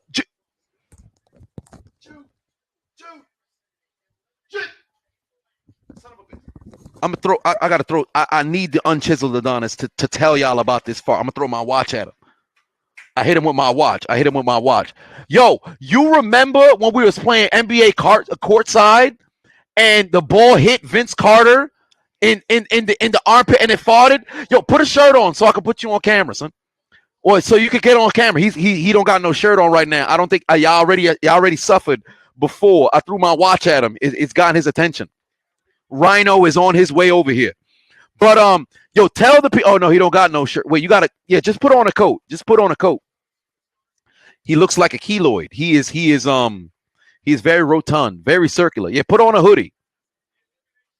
His stomach is touching his kneecaps right now. Leave me and my Rick Ross status alone. Yeah. You What the hell? got to. He's slowly Flash Gordon approaching. Large man approaching. Yo, tell the people about the armpit on NBA courtside. Just lean your feet. Just how your stomach come into frame first. Get your head. There you go. All right, yo, what up? All right, so damn, Matt, spit on the mic. What the hell? There's no spit on the mic, Chief. Hey, yo. Man, speak In other news, yo, so we're playing NBA courtside, and it's the arcade level. So it's like the street basketball version of it. And I forgot what team we were. It was like we could do like arcade teams. I know Vince Carter was on the Raptors. Yeah, he was on the Raptors. So this game was basically where no. It was the Eastern All-Stars. Eastern All-Stars, yeah. So it's the Eastern All-Stars, and this game is where if you stepped into the circle, you got like 15 points if you scored. So I don't remember what character I don't remember what player we were playing with, but he jumped up for a dunk. Was it a dunk or was it a shot? It was an alley-oop. All I know it was an alley-oop. All I know is the ball went up, Vince Carter went up, and it hit his armpit, and it was the loudest fart sound that you could ever think of in a basketball game. Yeah. It was mad weird. Yeah, and you know it's crazy. Every time you go in reverse on the replay, you can continually hear the same sound. Fart sound. But what sucked was an NBA courtside, you can't save replays. Nope. So because you can't save replays, we literally sat there for like an hour. And mind you, there was no cell phones of that name. We didn't have any. I mean, we're extremely up. So you would have to, we call on the house phones, our friends, and see if they can come to said house to see the replay. Nobody was able to come. So unfortunately, they had to live through the story through us telling it rather than having an actual human person see it. That's a whole fact. And I'm reading some of these comments. Yeah, man, they called you a fridge protector. Somebody called me a stretch belly. And then they said, I got to take a shower and a car wash. This hot mic chat is hilarious, huh? Somebody sounded like Patrick Star. Yo, they said you got to take a shower and a car wash. Take a shower and a car wash. Yo, I built like Chuck. Wow. God, dog. Wow. Oh, my God. They said you got to take a bath in a reservoir. Shower in a car wash. God That's damn. crazy. Shit. Yo, you pull up in the car. They say, you or your vehicle. Wow. Oh, boy. I Damn. hate every single one. Damn. Do they charge you for interior wash? That's funny. Oh, my God. Is that a dish? Whatever the deal may be, this man. Oh, that's the joke of the night. He got to take a shower at a car wash. I got to take a shower in a car man. wash. Get your big ass out of here, man. All right, bro. Get out of here. Hey, relax. God damn. Also, keep supporting the bro.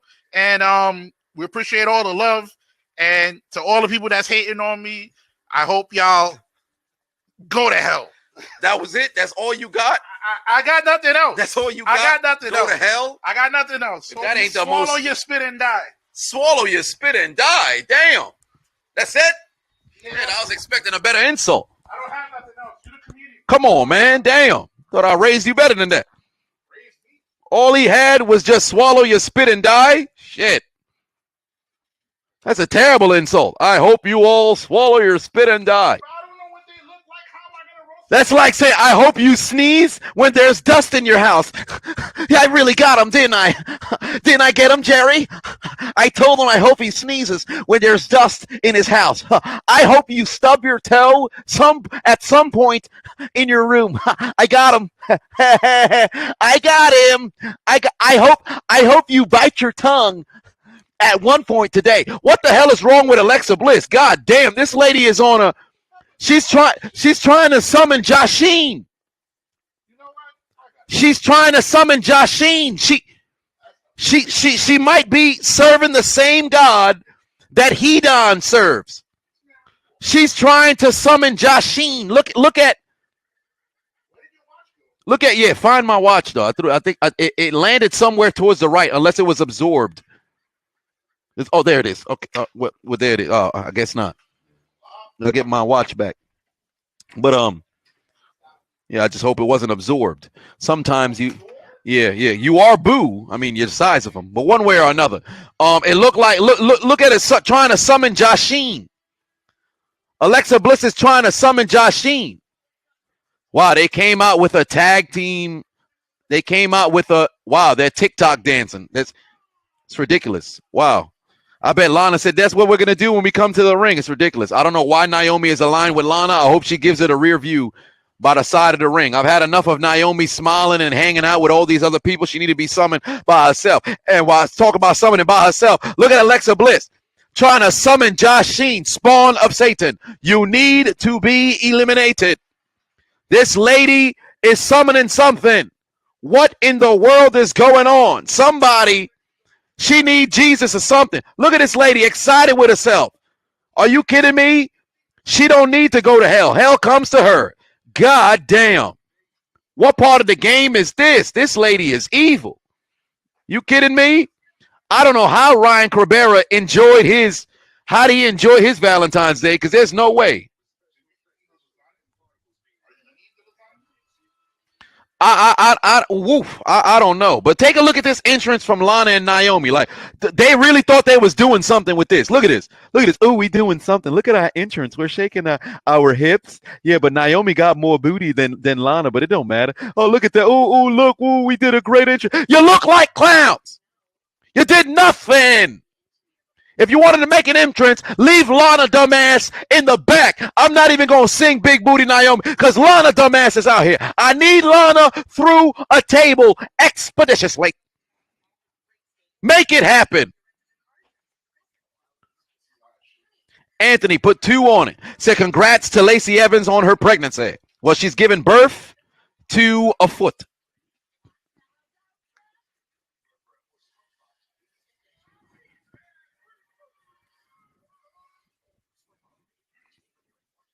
But Alexa is trying to summon Lord Joshine, or she's trying to make sure that she can no longer die.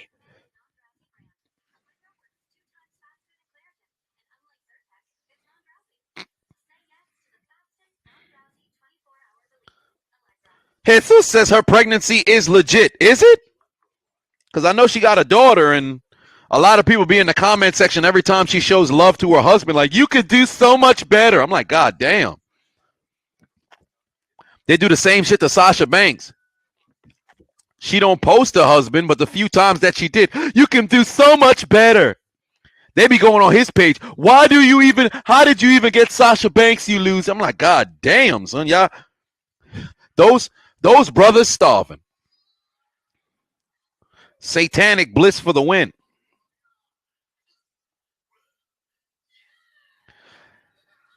XO does it. XO does it all. Says, can Naomi please learn the stink face? Oh, she knows it. She knows it. Tony says, help! Police! We'll find out if Lacey is actually pregnant or not, but one way or another, we'll see. We'll see, because Ric Flair was celebrating like it was his kid, so... I mean, it's all storyline. Obviously, Ric Flair ain't out here impregnating Lacey Evans, allegedly.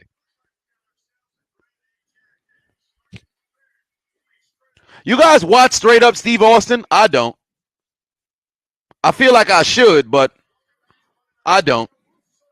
Maybe one of these days I'll tune in, but... Kamari said, finest WWE women's wrestler right now? Finest? You've got it... You've got Bianca, you've got Mandy, you've got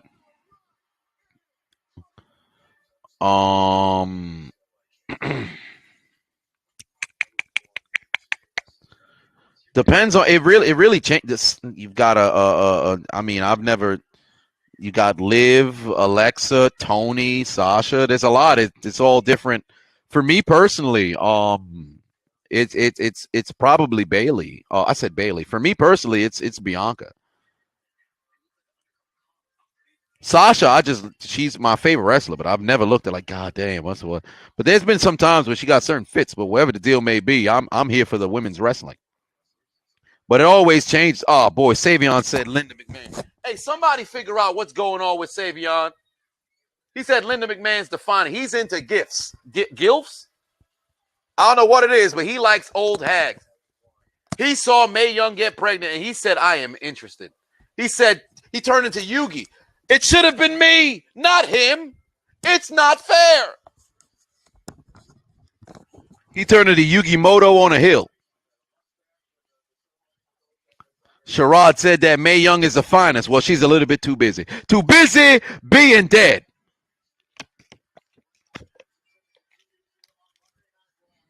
A fan of gilfs. But let me tell you something. Last week, Lana beat Nia in a tables match. Under no circumstance should Shayna Baszler lose this match. Let's just be honest. For what wrestling is supposed to be, there is no reason why Shayna Baszler should lose this match. I don't care if there's interference or anything of that nature. Lana should not get a pinfall cover on Shayna Baszler. I'm sorry. I don't care what it is. She should not get a pinfall cover. At all. At all.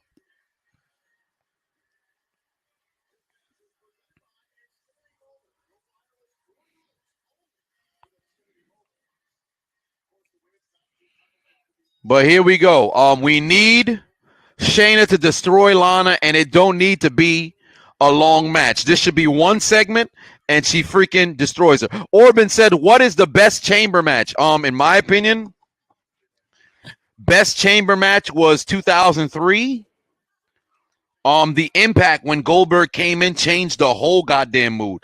The tag team chamber match was great. The very first chamber match was amazing.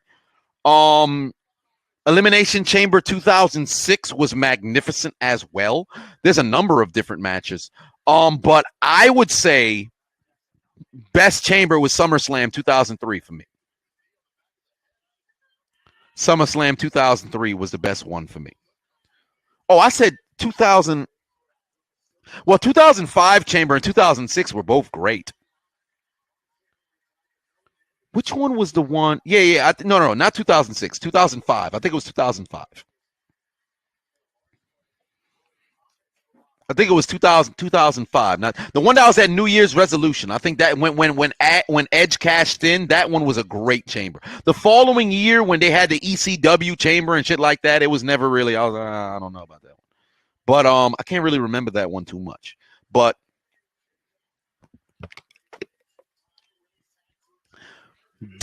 Devin says that Dakota Kai and Shayna are dating. Really? I didn't hear about that. Yeah, the first chamber was the one that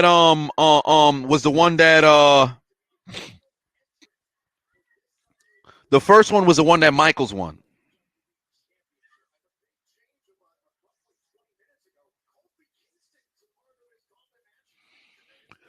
ECW was 2007. That was the No, it couldn't have been 2007. I think it was 2006. December to Dismember? Was that 2000? Oh, no. It might have been 2007. Yeah, you might be right. The ECW pay-per-view, yeah, that was 2007. That was awful. Orban said, can this chamber match be the best one? From an in-ring standpoint, yes. But the build-up and the hype standpoint, no. The only way these chamber matches can really get over is the in-ring work itself. But let me tell you something. You're going to need some color. Chamber matches need color. And it's a shame that WWE is like doing away with the blood. You need blood in wrestling. And I spoke about this ad nauseum at this particular point. But you need blood in certain points in wrestling. Like if you're going to have a last man standing match and you got to destroy somebody, you need some blood. You got to have a Hell in a Cell match, you need some blood. Like, come on, dog. These motherfuckers destroying each other. None of them can bleed. You're not trying to draw no blood. I want to end your career. You're going to end their career and they ain't going to bleed? It don't make sense. Come on now. Lana's going to the skies. Come on, man. Lana is not going to win here. With a crossbody, stop it. Shayna better kick out. Stop playing. Shayna need to hurry up and choke this bitch out, man. Who do I have winning in the main event? We'll find out when we get there. Basically, need to end this match now. WWE going PG was the dumbest decision ever. Not necessarily, because as it pertains to making money, it definitely worked in their favor. And SmackDown was always PG, TV 14, PG, whatever the deal was. SmackDown had made that transition. But I understand, wanting to get away from certain things like unprotected headshots and things of that nature. But for the most part, WWE didn't need to go and cater to children. They didn't need to. The child appeal would have still been there. You look at young teens. Oh my God, is she rolling up Baszler? Baszler need to kick out here. Thank the Lord. Baszler kicked out. Choke this harlot out. Thank you. Knee to the face. Choke her out. Oh, you don't need to. Just knee her in the face. There you go. Choke her out. There you go. Choke out Lana. Choke the shit out of Lana. Thank you. Tap out, you dumb blonde idiot. Thank you so much. Choke her dumb ass out. And keep choking her. There you go. There you go. Nia need to wake up because Naomi going to run into that ring. Nia need to wake up, and then, they dismiss Naomi, and then Lana gets put through a table. No. Don't let Naomi pull Lana out the table. Where is Nia when you need her? Nia already laid out outside the ring. She getting in the ring, I guess now. No, she's still outside. Nia just got beat up by Naomi. There's no reason why there shouldn't be no justice earth, but it appears that's the end of the segment. She should have put a dumbass through a table. She should have put a dumbass through a table. Get the tables. And we didn't get no tables, but we do have Braun Strowman.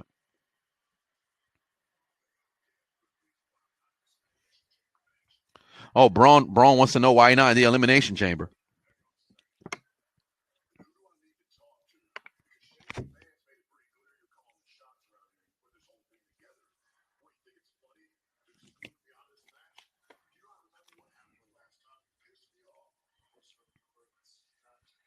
I like the fact that they're letting Braun get backstage segments here.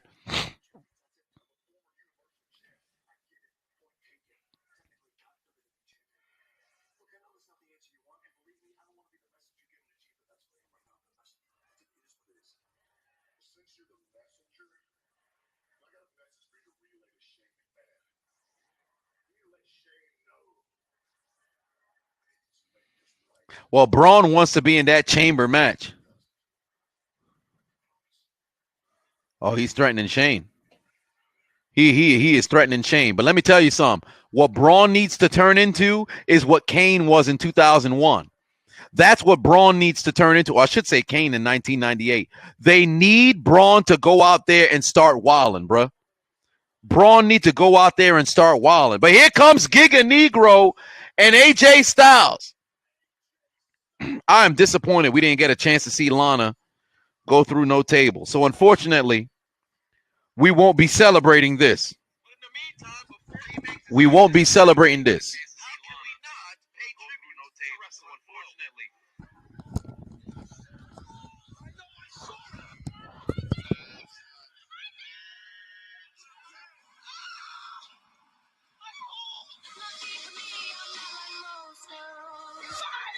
Party on a Monday night.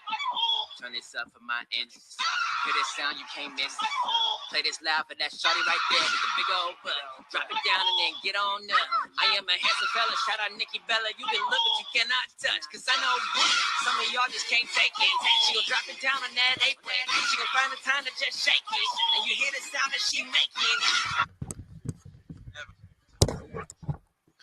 Unfortunately, we have a chance to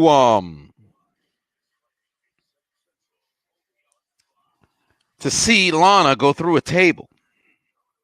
I am disappointed. To see Lana go through a table.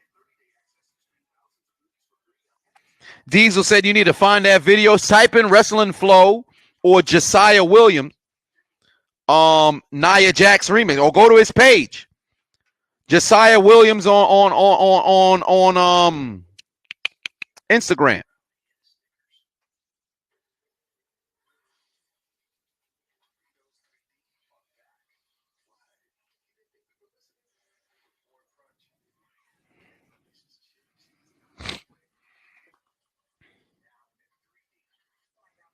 Bro said I got Jonathan Wi-Fi. Damn, it done. Oh, at the beginning of the bars, yeah, it did kind of did start playing a little bit of games. I can't lie about that. I'm sorry about that. When is Giga Negro going to wrestle? Nobody knows, but right now he don't need to. It's kind of like when Big E was accompanying, Ziggler and AJ Lee. It's just a matter of time.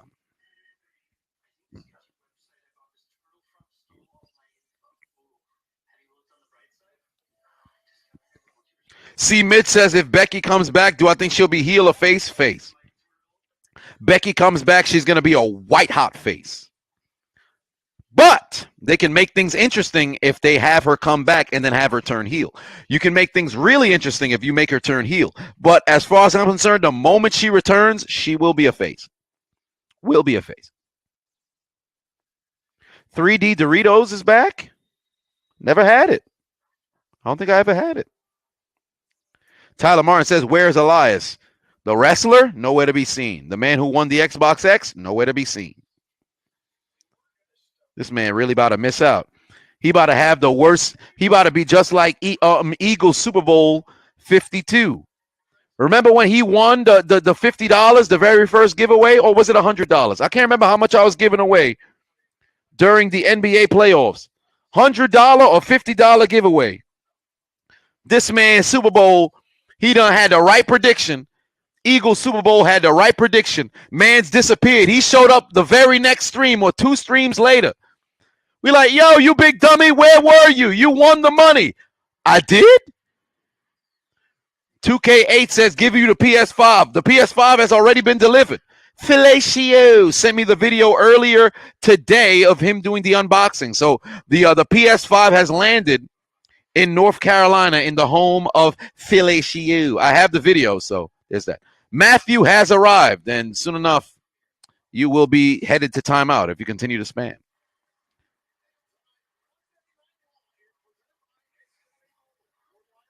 Kevin Jean says, will I volunteer to sing Jillian Hall's theme song? No, I will not. I'll tell you that right now. Ken Roy said, show you the video. I will. The only thing that I'm waiting on Elias, I'll probably post the PS5 video, but I want to post both and have it together because I recorded the process of me, packing the PS5, and I have the video of him, doing the unboxing. Let me see if I can. It should be here on the video player. Go to my Gmail.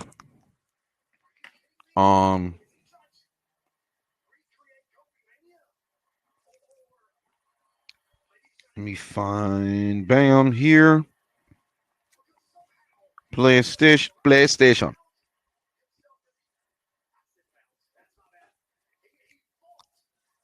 There you go.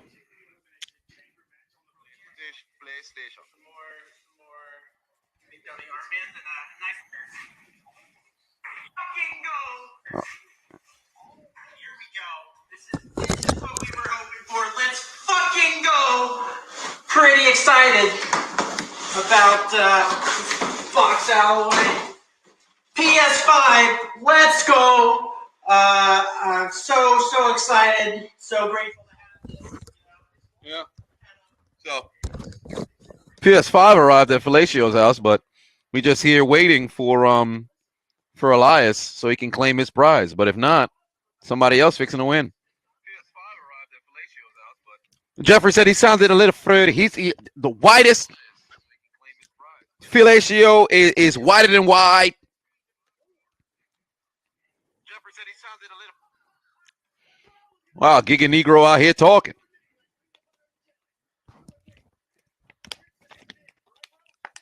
Don't do Fellatio wrong like that. The man is in a loving relationship. He's in a loving relationship. Oh, the D-Max is getting disrespect. He says, show his girlfriend. He's doing too much. Eric B says, you call for a respin. Well, it's already too late. You got to tune into the 20K giveaway. I'm just waiting to give Elias his prize, and then I could start the promotion for the next, giveaway. I don't want to have to sit here with a console for no damn reason. I'm just waiting so I could do another giveaway. I'm trying to give back to the people, man. Like I want to continue to be able to incentivize you guys for coming over to the channel, and somebody gonna win something, and we spin the wheel, and whoever wins at random, bam, they get some, just Elias want to come here and play games. Like, how the hell you win an Xbox X from the Chiseled Adonis and you disappeared? This man went ghost.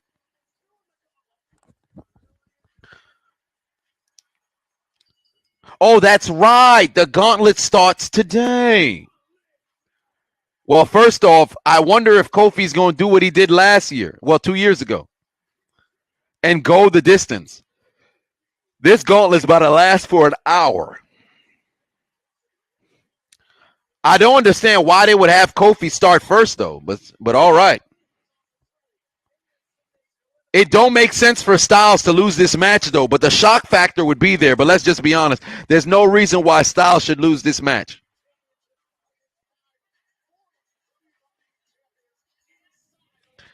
Malik said the PS2 is way better than the PS5. And there was a lot of burner account Eliases that showed. There was a lot of fake Eliases, Fox Eliases that did show up. I know which one is a real Elias, so.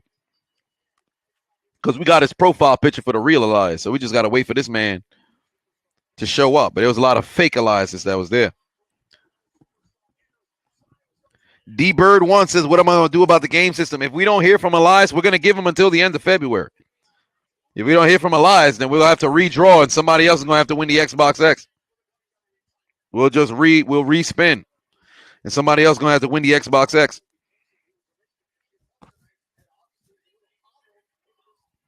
Jameer said, what if one of the fakes was the actual Elias wrestler? That'd be hilarious. But here we start with the gauntlet match. AJ Styles and Kofi Kingston, who won in his match against The Miz.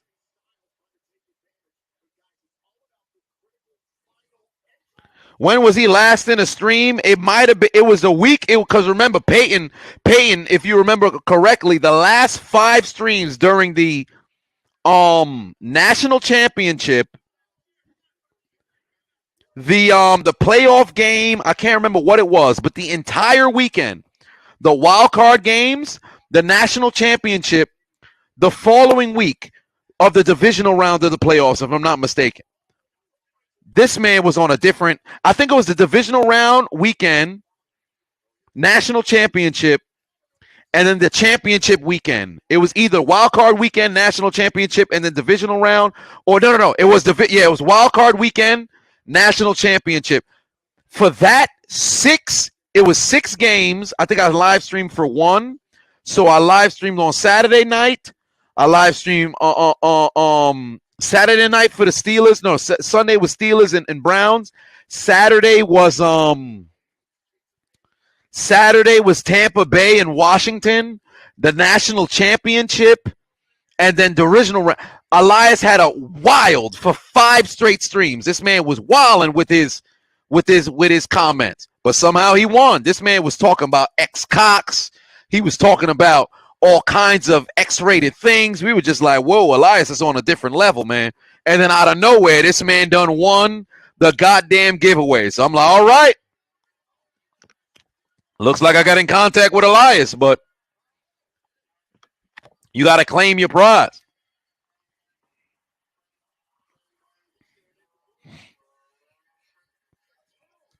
Oh, damn. Giga Negro just grabbed the hell out of I was about to say Elias, but he is choking the hell out of Xavier Woods on one arm. Oh, my Lord. Yo, Giga Negro is not here to play games. What is he doing with Xavier Woods? Yo, he just choke slammed him. Oh, my Lord. Giga Negro is playing no games. Holy Toledo. Yo, wait a minute. We're going to wait for the replay so y'all can see it. I think they're kicking Giga Negro out from ringside. Holy smokes. Giga Negro nearly killed Xavier Woods. Xavier might be dead. Giga Negro might have killed Xavier Woods. Up, just went down into the afterlife. Shit. He was playing the trombone, and it looked like Giga Negro said, cut that shit off. Look at it. Look what happened to Xavier Woods. Look what happened to Xavier Woods. Giga Negro just sent this man to the afterlife. One arm held him up. He said, when I go home and I had Valentine's Day, I didn't have no significant other. It was just me and my left hand. And let me show the strength grip that I have. And he just chokeslammed this man into a different dimension. Giga Negro needs to be stopped. God damn it. The carnage. Giga Negro needs to be stopped. Golly. Chuckster, you are on a Chuckster is on a bean. The bean kicked in for Chuckster. God damn. Somebody called the police. Giga Negro has killed Xavier Woods. Giga Negro has killed Xavier Woods. That brother is in the afterlife right now. God damn. They're asking Xavier Woods, can he tell them what he's feeling? But unfortunately, right now, the only thing playing is Jeff Hardy's theme song because there is no more words for Xavier Woods. Send that man to the ICU. You kidding me? We need to call the law enforcement. We need to call the police. The police of Haiti. Nice, nice Haiti. Beautiful Haiti. That's the only way. This man is tripping right now. God damn. Let's channel yesterday because right now, what is he feeling? I'ma let me from yesterday speak. Right now, this is what's going on.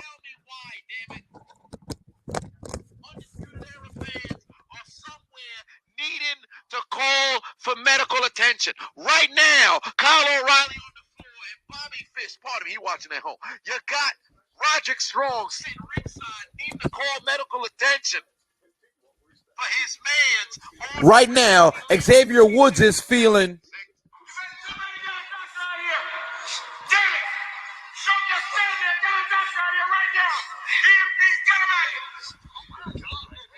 They need some EMTs. Hey, tell him, Patrick.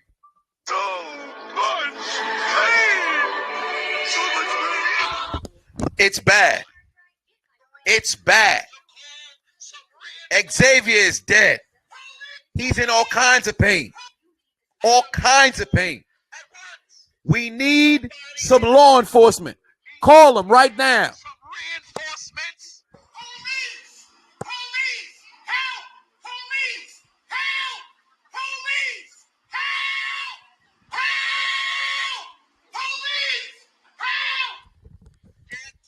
Unfortunately, it's not looking good right now.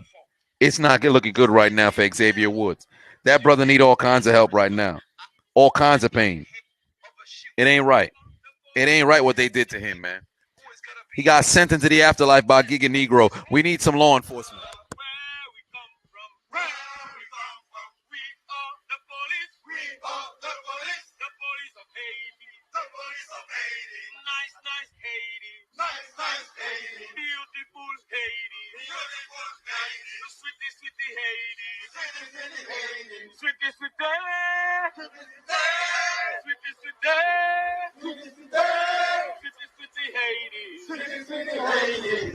It's bad right now, man. It's bad right now. Xavier Woods ain't been treated this bad since he was live with Paige in a threesome somewhere on the WWE Network. I lied. It wasn't on the WWE Network, but it was all X-rated. One way or another. Woo, that brother down bad. And if you haven't already, download the Hot Mic app. Use the promo code Adonis.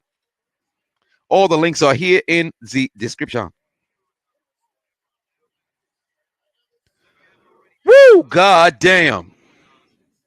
Back in 2014, 2013, 2015, whatever the year just so happened to be, Xavier Woods was giving Paige the shaft. Here we are years later, and it was him who was laid out on his back. Xavier is dead. Ant to Troll put $1.99 on it. Says shout out to channel. Shout out to you. D Bird 1 put 2 on it. Ooh, stay creative and put 199 on it. It says Shayna going to save my dildo to Lana.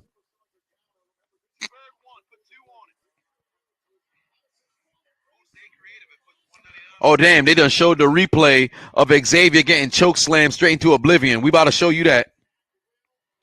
We need F's in the chat for Xavier Woods. We need F's in the chat for Xavier Woods. That brother got choke slammed into the afterlife. And I see you, Hoodie. I see you.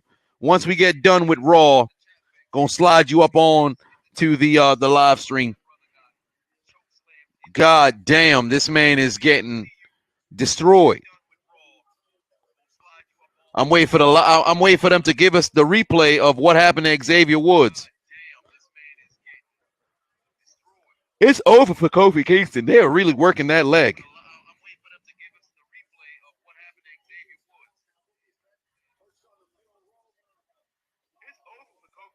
Damn, Abdul said that he said Xavier Woods got the Kakyoin treatment.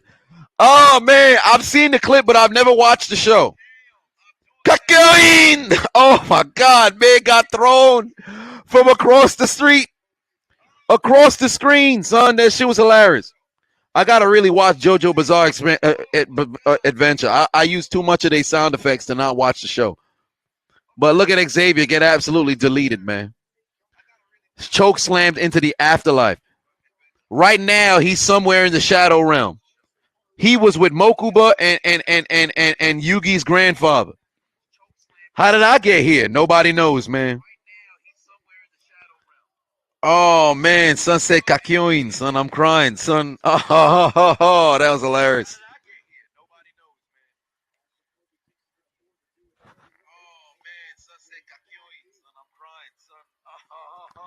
But AJ Styles about to try to hit that phenomenal forearm, and he should connect here because Kofi is really selling that leg injury. There's no way that Kofi's gonna have a performance like he did last year.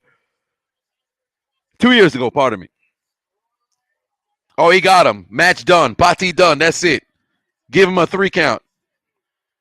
It's over. AJ wins. AJ wins. Wait a minute. How the hell does McIntyre come out third in a gauntlet? Well, that's interesting. He is the champion. Damn. Damn. McIntyre is the next man in? Damn. McIntyre. Oh, my God. McIntyre is all business. McIntyre is all business. Golly.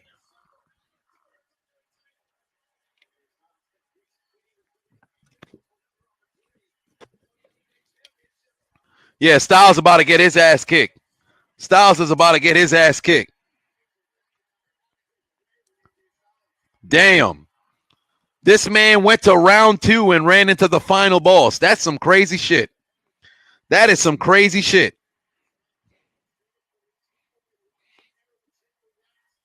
Tyler Martin said, remember last time AJ and Randy were in the same gauntlet match? Indeed, they were. Yo, we're going to have to put F's in the chat for AJ. It's only a matter of time. But we're not going to put it until he actually lose. We're not going to put F's in the chat until AJ actually lose. Juice Man says, here comes Drew. But Juice Man, where are those highlights? You thought I forgot? Where the basketball highlights, Juice Man? You thought I was going to go the whole stream seeing your name and not bringing up the fact you ain't sent me your basketball highlights, you big dummy? Where the highlights at? Where they at? I want to see them. It better not be again all rated all like your boy Xavier Woods. But one way or another, where the basketball highlights at, Juice Man? C. Wilk put $4.99 on. Said, been a fan of my channel for a long time. Even before I started doing NFL commentary, you are an inspiration and one of my favorite YouTubers. I appreciate that, C. Wilk. That means a lot. Long time supporter. I appreciate that, man. Azir said, can you show me your highlights? Sure. I mean, you send it on Instagram. I'm probably not going to see it for a long time. I have to be going through my DMs. Well, at one point this month. I have been getting back to comments on Instagram, though. I'm trying to see if I can dedicate 1 hour a day to going through all comments of at least recent videos. I can't really go back in time to like 3 weeks ago, but recent. I'm gonna see if I could take a day for Instagram. Well, it's probably gonna be a total of 3 hours that I'll put aside throughout the days. Instagram will get 1 hour. YouTube will probably get an hour and a half, and then Facebook. I damn near be forgetting I have an actual Facebook account. I just post on Facebook and then leave. I got Facebook messages. Shit. After they blocked my first page, I'm like, yeah, what I used to do on Facebook, I ain't doing that no more. But for whatever the deal is, I'm going to see if I could be much more personable like I was when I was coming up, because there's no reason why I should have got away from that. So responding to DMs and going through comments and things of that nature, because I used to comment back on everything. So now I got to get back to that. Tony Davis put 10 on it. Say Xavier went to the upper room when Jesus, he got sent straight to the upper room. Jay said that AJ went from pro to all Madden. Shit.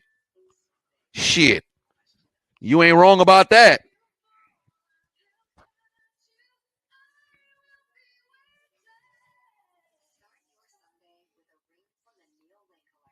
$2K Tay said Gorilla Glue Girl is the definition of living on recruit difficulty. Shit. Shorty is.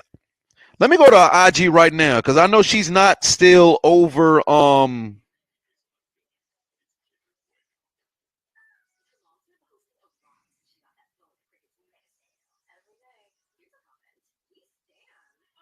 wow, it's neighbor Adonis's mother's birthday. This man was texting me from a birthday celebration.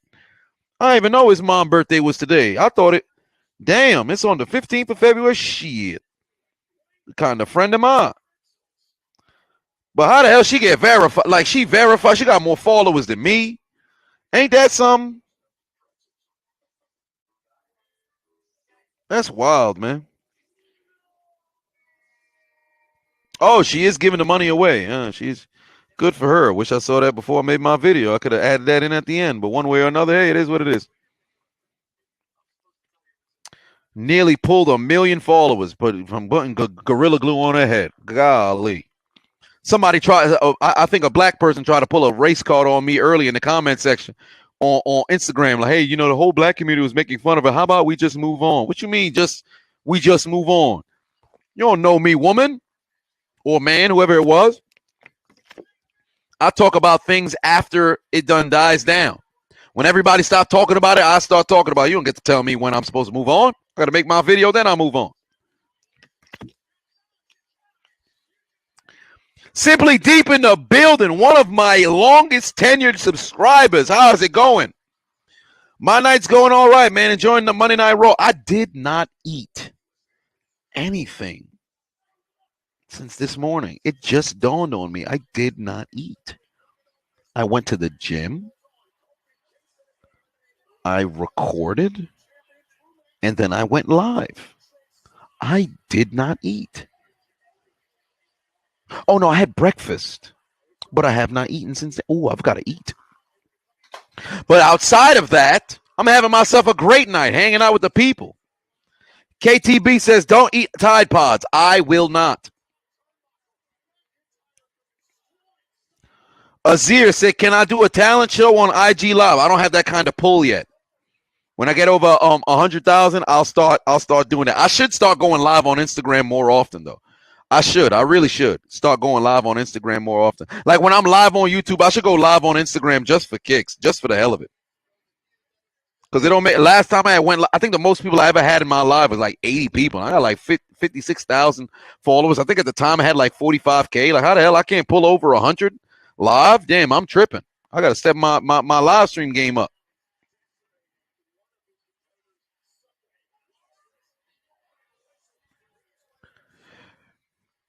Who is winning this match between McIntyre and AJ Styles? Who we got winning?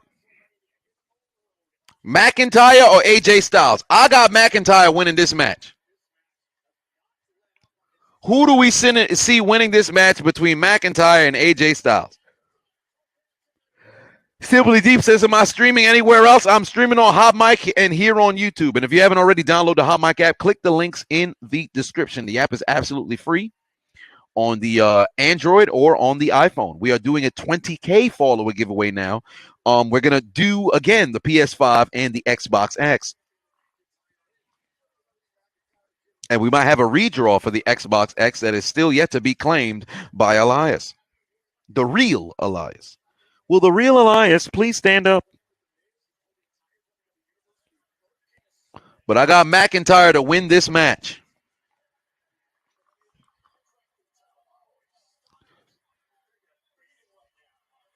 AJ might pull something out of his ass, and it could be 50-50. It can be 50-50, but I don't think Styles is going to have that performance that Kofi had 2 years ago.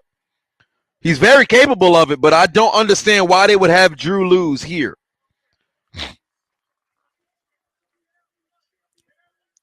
Javon says, do I think The Fiend is going to be at WrestleMania? Unfortunately, yes. Unfortunately, yes. The way I see it, I don't want The Fiend to come back until like SummerSlam. But unfortunately, he probably going to be at Mania. I would have Alexa Bliss continue to bother Randy Orton for like 6 months. Just keep bothering this motherfucker for like 6 months. And then The Fiend comes back. But I guess it's fair for a 5-month layoff, 4-month layoff for no Fiend, and then bam, he comes back at WrestleMania. So I guess that's fair, but whatever the deal is, Sean says, what if Jeff Hardy wins? Honestly, Jeff Hardy can mess around and win this match. If WWE is smart, Jeff Hardy should be the winner of this gauntlet match, because that would really shake things up. Kofi winning from the number 1 spot after, having a match earlier today, that's not going to happen. Styles going the distance, that would be great, but it hurts Drew because Styles just came off of a match, so that would really hurt Drew. Randy Orton winning, that can happen, but it doesn't really make things as interesting. Sheamus winning, although that's, of everybody in the chamber, Sheamus is probably the least likely to win. Kofi, although I would like to say he's the least, but he can recapture that same fire that he had from 2 years ago. Sheamus, it's not happening. Sheamus winning this match, it'd be nice, but doesn't have as much pull. McIntyre winning, that'd be great and a bit predictable. But Hardy winning, so you can legitimize Hardy as a threat, because Jeff Hardy has not been a threat on WWE television since he came back in the tag team division. So Hardy winning really makes things interesting, because you now re-legitimize Jeff Hardy. Even if he comes out last and then wins, you re-legitimize Jeff Hardy. So I say Hardy needs to win the whole shebang for this match, because that makes things a whole lot interesting. Think about it. Kofi was dominating in the tag division, and then now he gets pushed back into this main event scene, but we're not, although he's not, been around for a long time, we'll still take Kofi like, oh, all right, we'll take him a little bit serious. He was a former world champ recently. Sheamus has a high level of aggression. You can't overlook Sheamus. He's still somewhat relatively in the title picture. He was featured on Raw in serious moments with the Keith Lees and the Riddles and the, Survivor Series. He was portrayed as something serious. He was in a serious angle upon his return. AJ Styles was always around, serious things. He was leading the Survivor Series teams. Drew McIntyre, Randy Orton was literally doing programs at the top of the card. Randy Orton and Bray Wyatt were headlining at the top of the card. Where was Jeff Hardy? Feuding with Elias. Getting beat down by Randy Orton. Doing nothing. If anybody needs the victory for this gauntlet, it's Jeff Hardy.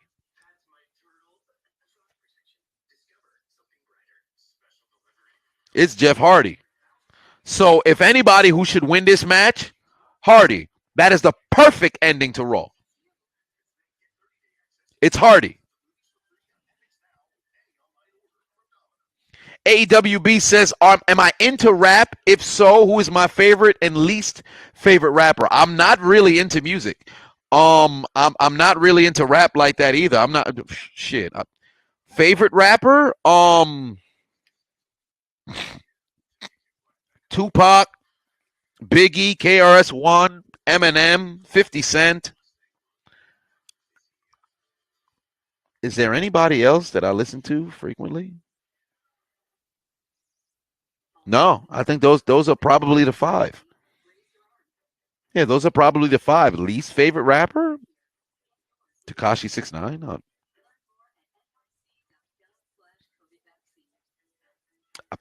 I couldn't tell you. I don't listen to much music. Drake, I don't. Juice WRLD, I heard one song. I think it's Lucid Dreams, and that's only because the Unchiseled Adonis played it. I don't listen to much music. I've told people before, like when I was doing the rechiseling of the Chiseled Adonis, which I stopped taping, but I still have videos from September up until December. So I think I'll probably end up posting those just so close out the whole series.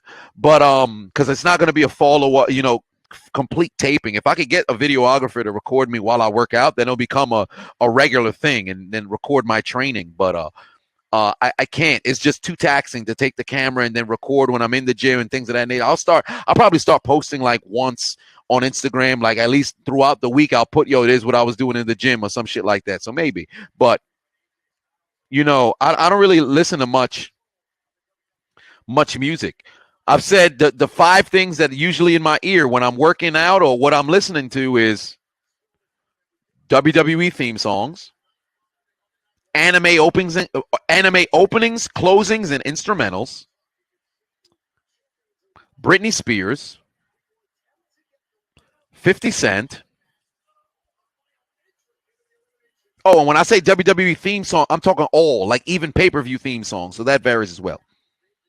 And then five would probably be like what did I say it was? It was Linkin Park. It could vary from Linkin Park, Rev Theory, and things of that nature. So, it's all over the place. I don't really listen to much music like that. I got some on my playlist is so old. I don't think I've updated a new phone. Like I have connection to somebody's Spotify, so I'll put on like shuffle and listen to whatever the hell comes on. But I don't it's never been. Music never really, I've been one of those guys who could literally walk outside. I'm just listening to the sounds of nature. I'm hearing, there's no birds chirping in New York City. It's just a bunch of pigeons, walking around and biting motherfuckers and shit. But, there's that. Cameron says Britney Spears. Yeah, I'm a Britney Spears fan. Big Britney Spears fan. Actually got the name inside. I've always been a big, I don't know why, but year 2000, freaking became a Britney Spears fan. It never grew out of it. I'm like, I like Britney Spears. Cool, Britney Spears. Cool lady. Free Britney. I gotta watch her documentary. It's actually open in a tab on my computer. But I do have some Rick Ross. I have the Teflon Don album on my iPod Touch. I have the Teflon Don album. What is this song? God damn, my favorite song on there, number one, and Freemason. No, is it Freemason? Go to the grave before I be a bitch. Better behave. You dealing with some rich. Because I don't use the N word, so I don't say it. I think it's Freemason. Freemason is my favorite song on the Teflon Don album. So yeah, there's that. Yeah, I got an iPod Touch. My brother the Unchiseled Adonis gave me his iPod Touch from like 10 years ago. I still got it. I have the original iPod somewhere, but it no longer charges. I have the original one that was like 100 and some gigs. I got it from, I think it was a neighbor Adonis gave it to me. I don't really listen to much. I don't.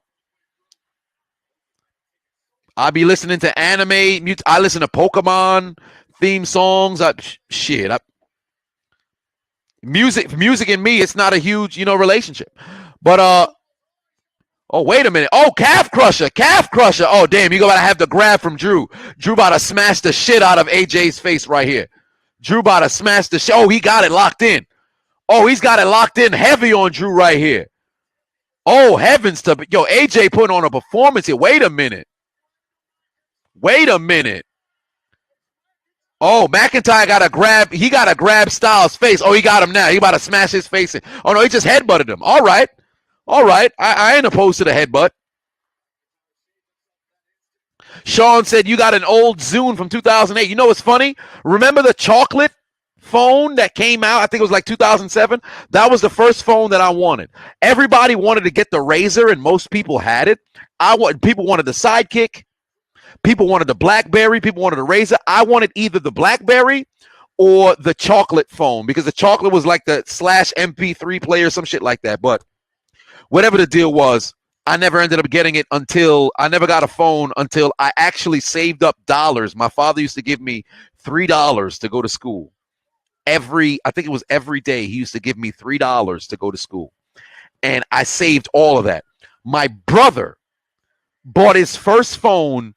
He was 19. No, he was 18, getting ready to turn 19 in 2010. Claymore, it's over for AJ Styles. He was 18, getting ready to turn 19. He bought his very first phone. We didn't get our phone until 2010. My brother bought his very first phone. The next day, I saw he bought a phone. The next day, I took my $118 cash. I walked into Metro PCS and I bought, it was like a ZTE push-up phone. It's still here. It's still here somewhere. I think I have it upstairs or something. I bought it the very next day because I'm like, yo, there's no way this guy's going to have a phone and I don't. You was 18. It was 2010. Because I was turning 16. You bought your phone in June. Oh, I'm bugging. I'm bugging. You were 19. Sorry about that. You were 19 getting ready to turn 20. I'm sorry about that. God damn, Abdul, you don't got to spam. You don't got to spam, brother. But my favorite WWE superstar right now, Sasha Banks. And probably, well, Samoa Joe, but he's not wrestling. So Sasha Banks and probably right now it's swayed to Bobby Lashley. But Sasha Banks, Bobby Lashley. But Jeff Hardy came out now, so unfortunately Jeff ain't going to be the winner. Jeff came out now, so unfortunately Jeff not going to be the winner. They fucked it up. They had Jeff come out fourth. It's not going to work. I'm upset. My favorite all time is Benoit. But my favorite all time is Benoit. He's my favorite in-ring performer. Favorite character, The Rock. But damn, they had Hardy come out fourth. This is dumb. They should have had Hardy come out last. That's the curveball. Because McIntyre and Sheamus have to meet. Orton has to come out last. It don't make sense for Sheamus to come out last. You need that dynamic between Sheamus and McIntyre earlier. It's stupid to end the show on that. Better to have Orton get the arcade. Now Orton has to come out last. They should have never had Hardy come out fourth. Hardy should have came out last, and the curveball would have been Hardy winning the match. Damn. I'm disappointed.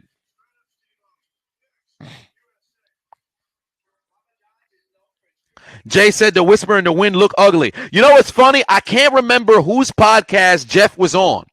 But I remember he said he used to try to make sure he landed a certain way to not put so much weight on the person taking his aerial moves. He said now that he's gotten to the age he's at now, he don't give a shit. He just throw his body with reckless abandon. You catch me one way or another. You fixing to feel all this weight hit you in your sternum, in your face, whatever the deal may be. And you can see it in Jeff's ring work.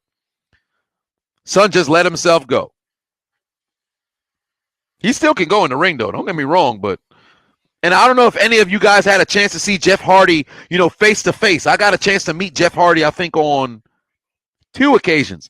That brother got a big ass head. I remember he had a TNA was in the NYC area, and they had a street fight with him and Abyss. I think it was Lockdown because there was also a cage match, and MVP was in there. But it might have been Lethal Lockdown something 2015 or some shit like that. I can't remember what it was. But he had a street fight with Abyss. This man actually passed right by me. Jeff got a big ass motherfucking head. And then I met him at HOG along with the Dudleys as well. Jeff, this is hilarious. One of my homegirls, she asked Jeff to sign, one of the posters for her brother because Jeff Hardy's her brother's favorite wrestler. Her brother's name is Joshua. This motherfucker Jeff asked, how do you spell Joshua? Jeff Hardy had to wrestle. Jeff Hardy had to wrestle. Monica, if you're watching this, you can remind the people. But Jeff Hardy had to wrestle because he asked her how to spell Joshua. And I'll never forget because and we still talk about it till this day. I remember us looking at each other like, yo, did Jeff Hardy just ask you how to spell Joshua? Because I remember she told me like, I think Jeff is low-key dumb. I'm like, yo, you right. Jeff must have been off. The bean must have kicked in for Jeff. Oh, man.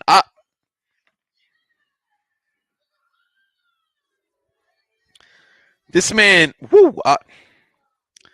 bless his heart, that brother was high. He had to be high.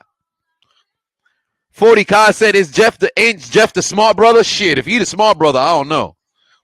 I was so upset about that particular meeting because we low-key could have met them for free because we was on the line the whole time, and then we got to the top and they was gonna let us go. We were like, yo, but we haven't paid yet. And they're like, oh yeah, here. And it was like, oh shit, why did we tell them we didn't pay? We should have just rolled with it. After we got done with it, after we paid our money, we were like, damn, yo, we could have met y'all for free. We ain't never saying shit no more. Damn, Abdul keeps saying, chill out. Hey, you don't got to spam, brother. You don't got to spam, man. I'm trying not to put people in timeout, but I might just have to put you in timeout because you bugging out now. Now you spamming too much.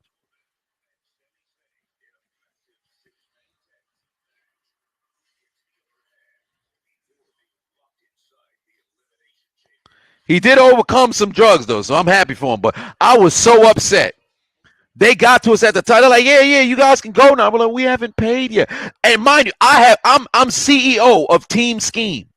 But it was an honest mistake.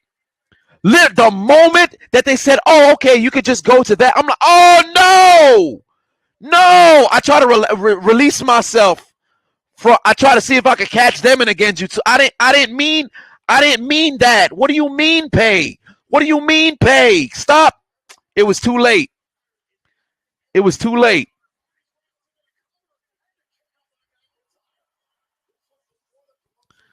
Pentagon Jr. is tiny and How tall is Pentagon Jr.? He's small. I never got a chance to see Pentagon Jr. in He's 5'11".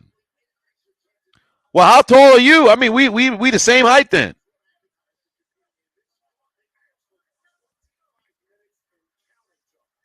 Damn. As the Alex Hayes said, Jeff Hardy is the flight reacts to WWE. That ain't right. Tyler Martin put 199 on and said, do I think Jeff and Shane have the same chiropractor? Probably. All right. See, now Abdul, I'm gonna have to put you in timeout, Abdul, because now you're doing too much. Now you're doing too much. You in timeout now. Unfortunately, I can't ban people no more. I don't know what happened to the live. So you can't ban nobody no more. You could just put people in timeout. Unfortunately, you can't ban nobody no more. So I'm gonna have to time them out, and the next time I'm gonna have to time them out again because you're doing too much now. You have to put them in the death note. And Matthew, you could be next if you keep putting in, a bunch of emojis and shit.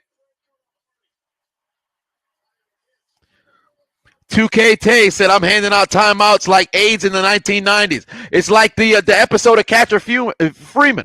I've had it. Everyone's getting a timeout. Everybody gonna get a timeout. God damn it.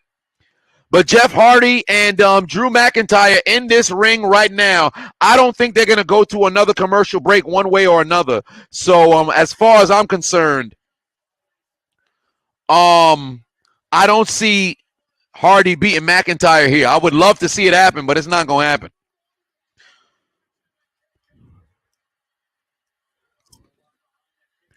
Corey said Jeff versus Shane, leap of faith versus the Swanton Bomb. Imagine that.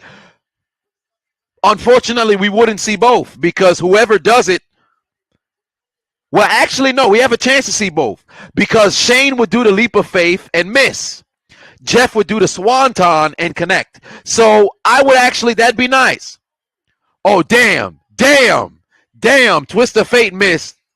Underarm double hook DDT. Jeff about to be done. Oh, he kicked out. Shit, he kicked out. Wait a minute. He kicked out. All right. Golly. Azir said you 6'2" at 15 years old. Must be nice. I hope you're playing some sort of sport. Take advantage of your height.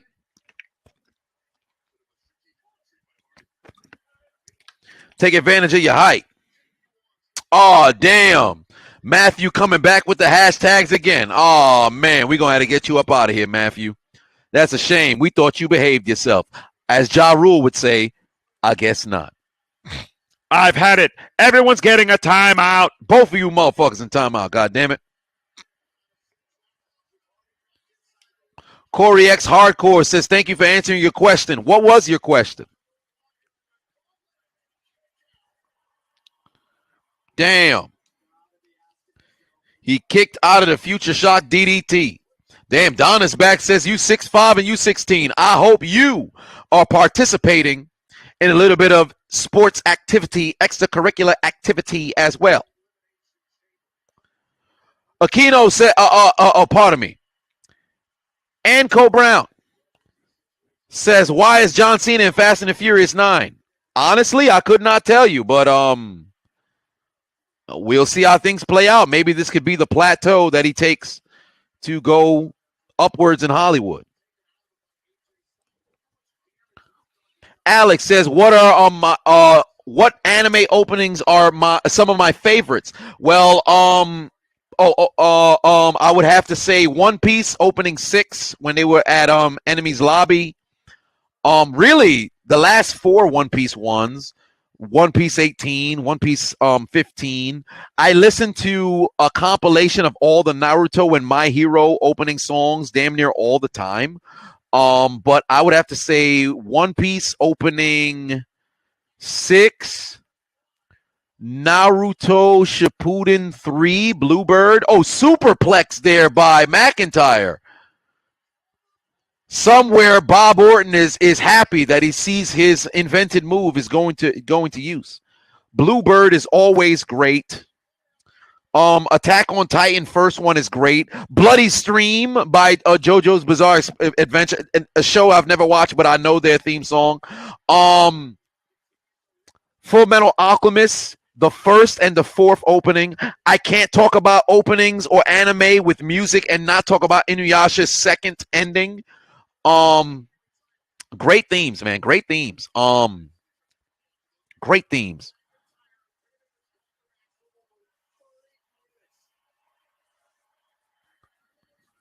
Oh, McIntyre about to hit the damn. Oh, well. Oh, Jeff dodged. Come on, Jeff. Twist the fate on McIntyre. Go to the skies, Jeff. God damn it. Go to the skies. Throw your shirt off. Come on, Jeff. Oh, they got me now. I'm invested now. Come on, Jeff. Hit this twist. Come on, Jeff. Hit the swanton. Come on, Jeff. God damn it, Jeff. Hit the swanton. Damn it. McIntyre got the knees. Jeff's not going to be able to win. Damn it, McIntyre's back up. Go back to the floor, you fucking Scot.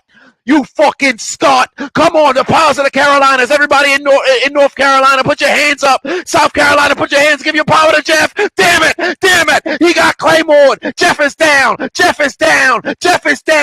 pin cover. No, kick out Jeff. You son of a bitch. Fuck! They got me! God damn it! Son of a fuck! Ain't this a bitch? God damn, they got me. Oh, man, I just started to believe, man. Wait, Orton is coming out first?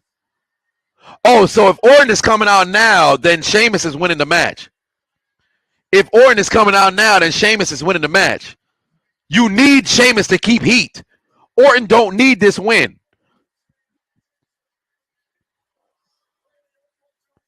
Why the hell would Orton so Sheamus is going to be the winner then?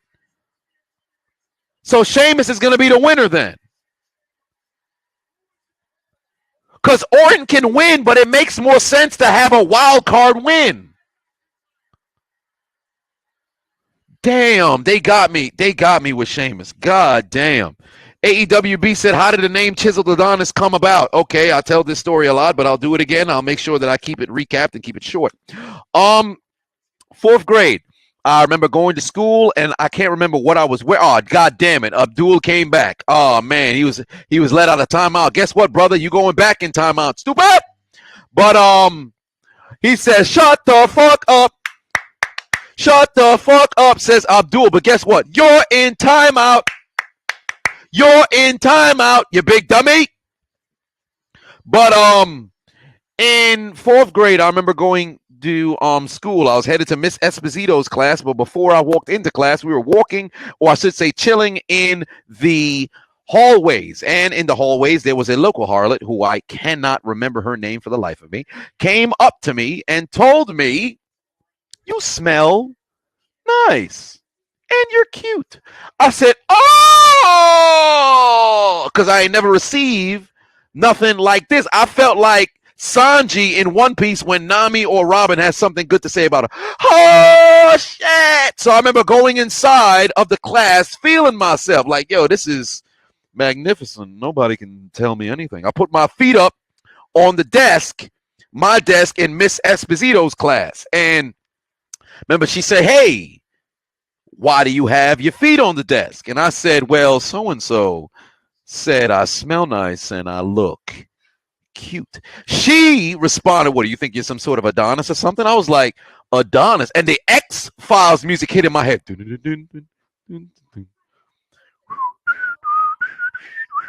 What the hell is an Adonis?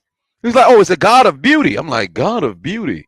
Well, why I am. And I held on to the name Adonis, and it became my password for everything. Because remember, those of us who grew up in the early 2000s, going through elementary school and going through junior high and going through high school, when you started to really use computers at that particular point. So now you were dealing with passwords, and you had an ID number that was attached all the way through all of your public schools if you went to public school. So it was always my password. And I got to high school. I was a scrawny freshman, and I didn't have no muscle. And then going into sophomore year, because I saw my peers, being promoted up to varsity on the football team. It was only 5 of us who made it to Vars for our sophomore year. I was the last one to get the call up, up there. 2 of them got called up before, like they didn't even play JV freshman year with us, but they got called up immediately. We had this, those of you guys who are in New York City, we had HSPD. It was at Canarsie in 2009, getting ready for my sophomore year. And it was 4 days, 2 days on offense, 2 days on defense. On the 2 days on defense, I had 7 interceptions and I 7-on-7s. So I was doing my shit. And the whole time I never got the call up. So I'm like, shit, I got to get myself in shape. So throughout the entire off season and throughout the summertime, I'm clanging and banging and working out. I come back, I'm cut up like Nicole Brown Simpson. I'm cut up like motherfucking carrots in the house of Gordon Ramsay. Muscles on top of muscles, trapezius, biceps and shit. And I'll never forget Coach Marinello, shout out. Right now he's coaching a JV at Port Richmond High School. He used to coach at my high school. And he wasn't the head coach, but he was the defensive coordinator, assistant head coach, shit like that. But that's my guy till the death. And he had said, yo, and they called me Gonzo. Yo, Gonzo got chiseled. I said, chiseled? And all of a sudden, the stars aligned. Chiseled Adonis, Chiseled Adonis, Chiseled Adonis. And bam, that now went from my password to my username. Till this day, literally for my student loans, if I log in for my student loans, Chiseled Adonis is my username. So since 2010 is when it happened, but oh shit, wait a minute. It's Alexa Bliss. But one way or another, that's how Chiseled Adonis came about. And then from that point, the rest is history. So, 40 Kai said, Gonzo, oh, the nose. Oh, you must have not been here. See, take a look at the side. You see my nose? It looked like they glued a nose on top of a nose. Mr. Potato head nose, they took it off of Mr. Potato. They put it on my face. When they created me, they put on my nose. Michael Jackson went to get a surgery, so they took off his hee-hee nose. But for me, they added on a hee-hee other nose. Orton is not having a good time. Oh, shit, he got Claymore outside the ring. He might get counted out. Orton might get counted out. What the?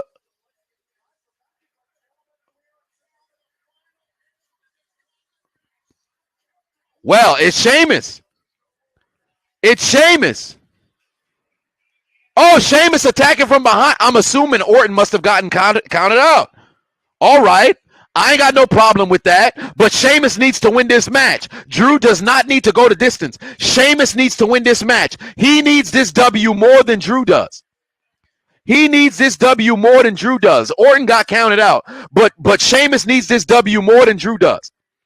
It makes more sense for Sheamus to win this match. It does not hurt Drew if he loses. Because remember, you just went through 4 other motherfuckers. So it makes sense for Sheamus to win this match. Please. Oh, yes. You know what, Davion? Davion, you're absolutely correct. The Miz, no, not cashing in his money in the bank. He should tease it tonight. He should tease it tonight. Because whether, and it should end with a McIntyre loss rather than a McIntyre win. It's better if McIntyre loses because it adds more suspense. You as the champion shouldn't have all this momentum going into the the elimination chamber. And look, I'm the strong. There should be a little bit of uncertainty. You shouldn't be going through all these people. There should be a little bit of uncertainty. So with him laid out on the floor, McIntyre laid out, Sheamus standing victorious. Here comes the Miz, hits Sheamus over the head and doesn't cash in, but teases it. Teases it to let McIntyre know, yo, you worried about 5 men. You should be worried about 6. That's the way to have to go home. 40 Kai says, have we seen Sheamus's workout routine? I'm subscribed to his channel. I really should steal some of his workouts.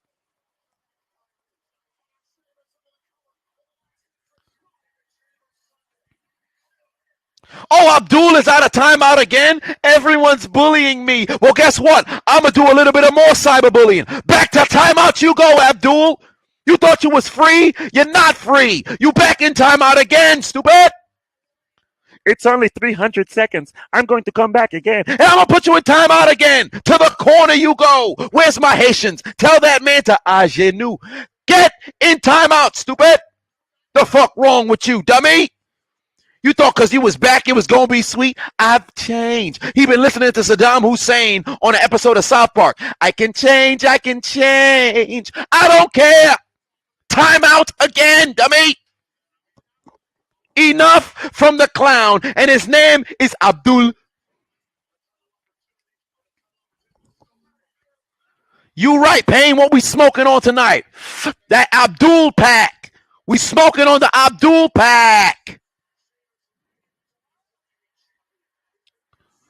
But Sheamus got all kinds of offense right now on Drew, but I need Sheamus to win this match. Drew should not be the winner. Drew should not be the winner.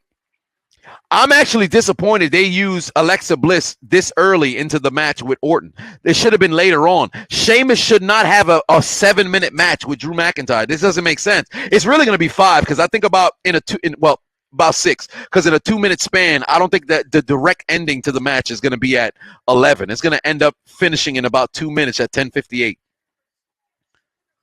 They should have let the match run until about 10:55. Have Alexa Bliss do what she does. Drew heads to the ring at or I should say Sheamus heads to the ring at about like a 10:56, a minute later.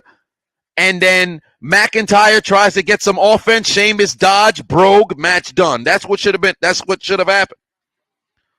That's what should have happened. Oh, Matthew said you trying to apologize? Are you? You said you're sorry for spamming emojis and you're going to stop with the hashtag. Give him another chance. You promise? Matthew said give him another chance. Oh, man. Matthew said give him another chance. He's going to stop. Oh, I want to put you in timeout, but it looks like Corey put a question up, so I'm fixing to respond to Corey's question, and I'll give my answer whether I'm going to ban Matthew again or put him back in timeout once more. You said women's elimination chamber match on SmackDown. Who will win? Who will be in it? I have no clue, but if it's a chamber match on SmackDown, I would assume you have your Sasha Banks. Bianca shouldn't be in it because she's the number one contender. So your Sasha Banks is in it. Bayley, of course. Unfortunately, Natalya is going to have to, partake as well. I would assume a Ruby Riott as well. You might as well have a Liv Morgan in there too. And then last but not least, the wild card being a Rhea Ripley. Oh, boy, McIntyre getting all of the offense. This match is about to be done in under a minute. 2K8 says, why does this match exist? They like to have gauntlet matches before Elimination Chambers for reasons I wish I could explain, to try to give the explanation of how it's going to feel like in the chamber, which doesn't really work because there's multiple people who could be in the match at the same time. So the gauntlet match really is kind of dumb.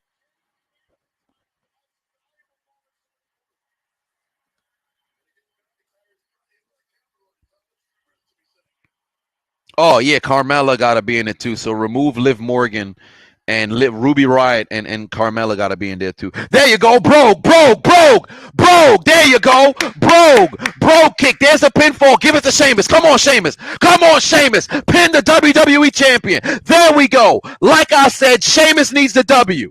Thank you. Sheamus gets it. Holy Toledo. I thought maybe it'd have been Jeff Hardy, but at least my second pick would win. Sheamus wins to be the last entrant into the Royal Rumble, into the damn Elimination Chamber. There you go. Good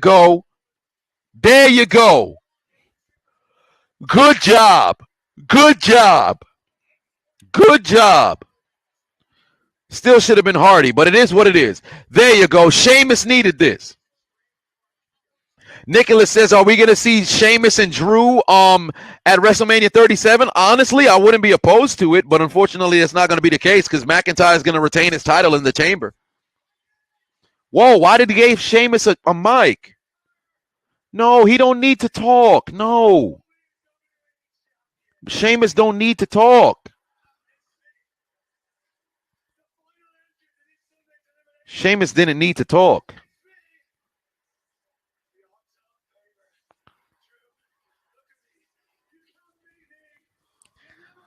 Sheamus didn't need to talk. Where's Miz? Now is the perfect time to have Miz hit him over the head with the damn briefcase. I guess not.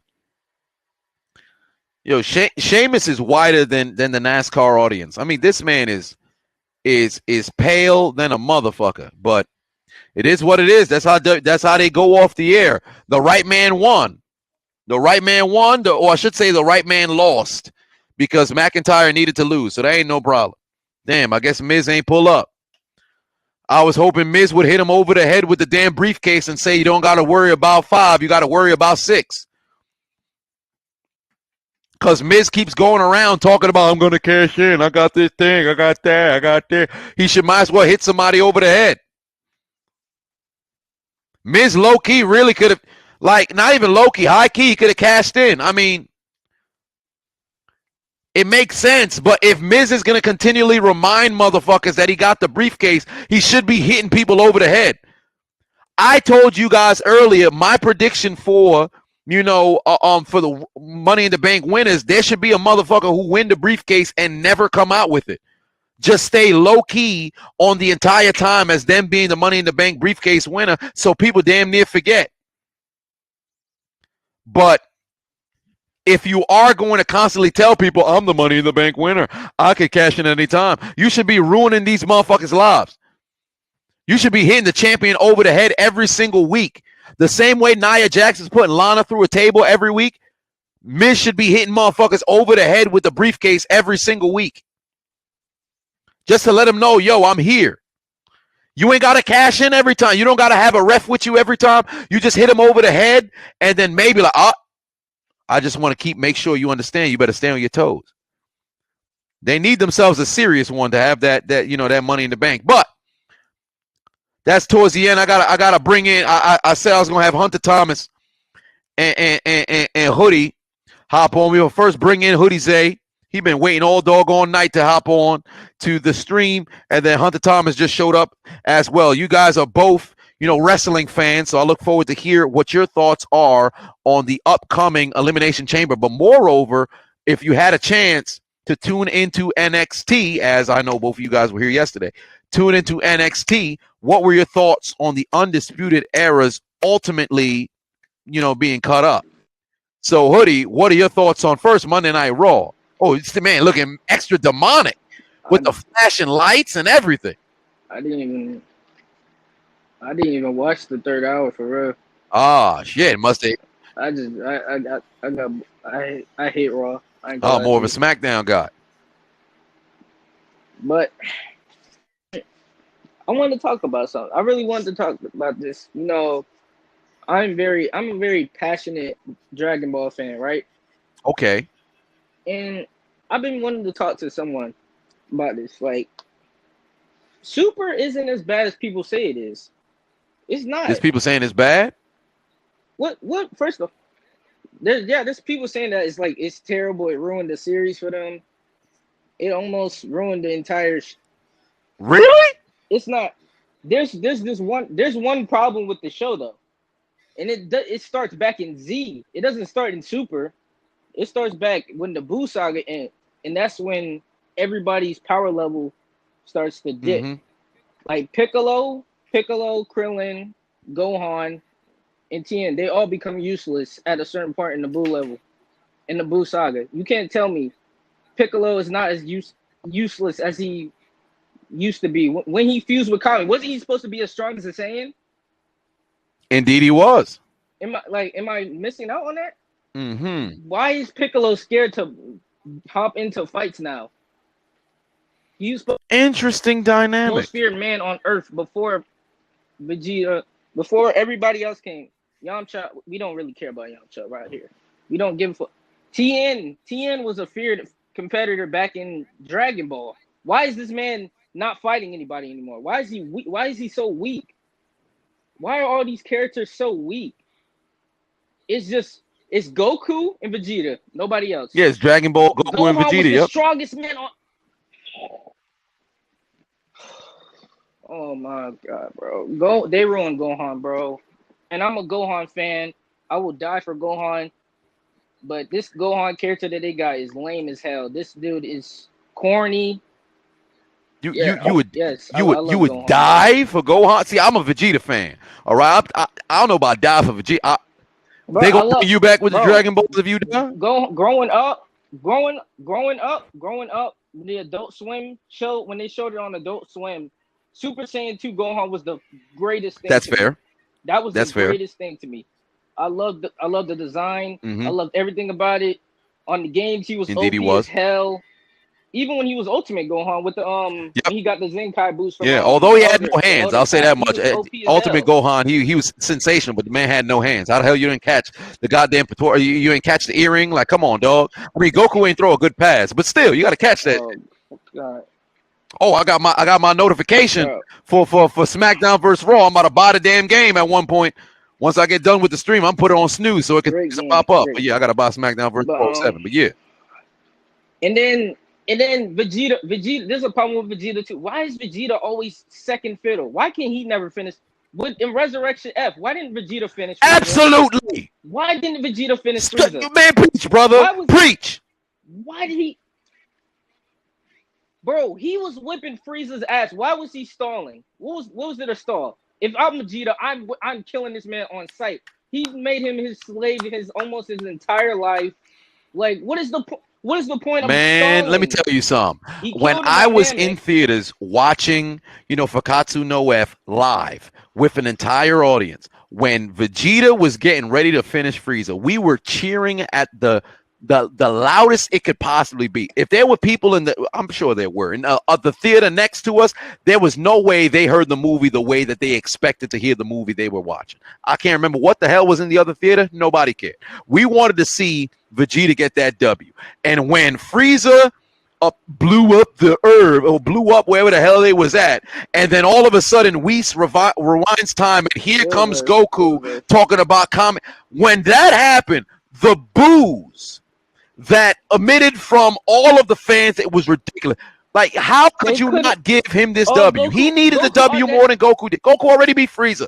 Vegeta, and I've said this for the longest, Vegeta throughout the entire series has never had the win over the main antagonist and just had the entire feud or whatever saga end.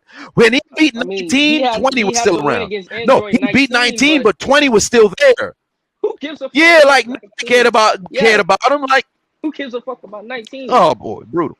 He was whipping Cell's ass until his Saiyan pride. He was whipping Cell's ass until Saiyan pride decided, yo, let me let this man go be perfect real quick. Let me let him absorb fucking 18. And then it's like I have an attachment to Krillin because Krillin was one of the original characters that I actually like really cared about. Like I still do care about Krillin. Oh, you cutting in and out.